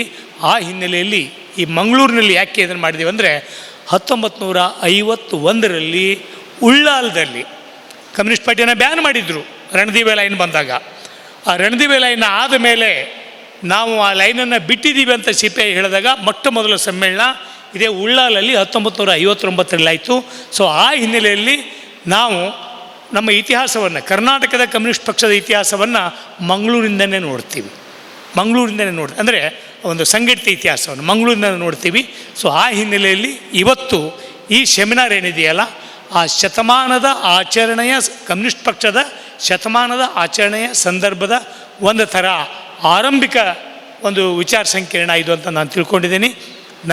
ಇವತ್ತಿಗೂ ನನ್ನ ಆಶಯ ಎಲ್ಲ ಕಮ್ಯುನಿಸ್ಟ್ ಪಾರ್ಟಿಗಳು ಒಂದಾಗಿ ಅಂತಂದರೆ ಈಗ ಹೇಳ್ತಾ ಇರ್ತಾರೆ ಕೆಲವು ಪಾರ್ಟಿಗಳವರು, ಇಲ್ಲ ಯುನೈಟೆಡ್ ಆಗಿ ಮಾಡೋಣ, ಒಂದಾಗಿ ಅಂತಲ್ಲ. ನಾನು ಹೇಳೋದು ಒಂದಾಗಿ ಅನ್ನೋದು ಮರ್ಜಿ ಆಗಿ. ಯುನೈಟೆಡ್ ಅನ್ನೋದು ಬೇರೆ. ಯುನೈಟೆಡ್ ಹೋರಾಟಗಳಲ್ಲಿ ನಾವು ನೋಡಿದ್ದೀವಿ, CPIದವರು CPMದವರು ಚಳವಳಿಗೆ ಬಂದಾಗ ಅವ್ರ ಫ್ಲ್ಯಾಗ್ ಜಾಸ್ತಿ ಇದ್ದಾವ, ಇವ್ರ ಫ್ಲ್ಯಾಗ್ ಜಾಸ್ತಿ ಇದ್ದಾವ, ಅವ್ರು ಜಾಸ್ತಿ ಮಾತಾಡಿದಾರೆ, ಇವ್ರು ಜಾಸ್ತಿ ಮಾತಾಡಿದಾರೆ, ಈ ಥರದ ಒಂದು ಸಂಘರ್ಷಗಳಿರ್ತಾವೆ ಹೊರತು ಒಂದು ಪಾರ್ಟಿ ಆದರೆ ಅದು ಕಟ್ಟ ಕಡೆಯ ಕಾರ್ಯಕರ್ತನಿಗೆ ಕೊಡ್ತಕ್ಕಂಥ ಶಕ್ತಿ ಇದೆಯಲ್ಲ, ಒಂದು ಮನೋಬಲ ಭಾಳ ಅದ್ಭುತವಾದದ್ದು. ಸೊ ಆ ಹಿನ್ನೆಲೆಯಲ್ಲಿ ಇವತ್ತಿನ ಇದಕ್ಕೆ ಈ ಸೆಮಿನಾರ್ ಕೊನೆಗೆ ನಾವು ಇಷ್ಟೆಲ್ಲ ಮಾತಾಡ್ತಾ ಕಮ್ಯುನಿಸ್ಟ್ ಶಕ್ತಿಗಳು ಒಂದಾಗಲಿ ಅಂದರೆ ಮರ್ಜಿ ಆಗಲಿ ಅಂತಕ್ಕಂಥ ಒಂದು ಮೆಸೇಜನ್ನು ಈ ವೇದಿಕೆಯಿಂದ ಕೊಡ್ತಾ ಇದ್ದೇವೆ. ಸೊ ಕಾಮ್ರೇಡ್ ಅನಿಲ್ ರಜಿಮ್ವಾಲೆ ಅವರು ನಮ್ಮ ದೇಶದ ಮಾರ್ಕ್ಸ್ವಾದಿ ಚಿಂತಕರಲ್ಲಿ ಭಾಳ ಪ್ರಮುಖವಾದವರು. CPIನ ರಾಷ್ಟ್ರೀಯ ಶಿಕ್ಷಣ ಸಮಿತಿ ಏನಿದೆ ಅದರ ಮುಖ್ಯಸ್ಥರು ಇಡೀ ದೇಶದಲ್ಲಿ ಎಲ್ಲೇ ಅಧ್ಯಯನ ಶಿಬಿರಗಳಾದಾಗ ಹೋಗಿ ಆ ಕೆಲಸವನ್ನು ಮಾಡ್ತಾ ಇರ್ತಾರೆ. ಮಾರ್ಕ್ಸ್ವಾದದ ಚಿಂತನೆ, ಸೈದ್ಧಾಂತಿಕ ತಿಳುವಳಿಕೆಗಳನ್ನು ಕೊಡ್ತಾ ಇರ್ತಕ್ಕಂಥವ್ರು. ಅವರು ಇಷ್ಟೊತ್ತು 2 ತಾಸು ನಿಮ್ಮ ಜೊತೆ ಮಾತನಾಡಿದ್ದಾರೆ. ನಿಮ್ಮೆಲ್ಲರ ಪರವಾಗಿ, ಈ 3 ಸಂಸ್ಥೆಗಳ ಪರವಾಗಿ ಅವರಿಗೆ ನಾನು ಅಭಿನಂದನೆಗಳನ್ನು ಸಲ್ಲಿಸ್ತೇನೆ. I thank you. ಅವ್ರ ಜೊತೆಗೆ ನಮ್ಮ ನಿವೇಜ್ ಪತ್ರಿಕೆಯ ಇನ್ಚಾರ್ಜ್ ಆಗಿರ್ತಕ್ಕಂಥ ಅವರ ಪತ್ನಿ ಕೃಷ್ಣ ಝಾ, ಅವರು ನಮ್ಮ ಪಕ್ಷದ ರಾಷ್ಟ್ರೀಯ ಮಂಡಳಿ ಸದಸ್ಯರು. ಅವರಿಬ್ಬರು ದಂಪತಿಗಳು, ಆದರೆ ನಮಗೆಂದೂ ದಂಪತಿಗಳ ಥರ ಕಂಡೇ ಇಲ್ಲ. ಅವರಿಬ್ಬರು ಕಾಮ್ರೇಡ್ಸ್ ಥರನೇ ಎಲ್ಲ ಕಡೆ ಹೋಗ್ತಾ ಇರ್ತಾರೆ, ನಮ್ಮ ಚಟುವಟಿಕೆಗೆ ಚಳವಳಿಗೆ ಬೆಂಬಲ ಕೊಡ್ತಾ ಇರ್ತಾರೆ. ಸೊ ಅವರು ಜೊತೆ ಬಂದಿದ್ದಾರೆ. ಅವ್ರಿಗೂ ನಿಮ್ಮೆಲ್ಲರ ಪರವಾಗಿ ಧನ್ಯವಾದಗಳನ್ನ ಹೇಳ್ತೇನೆ. So thank you comrade.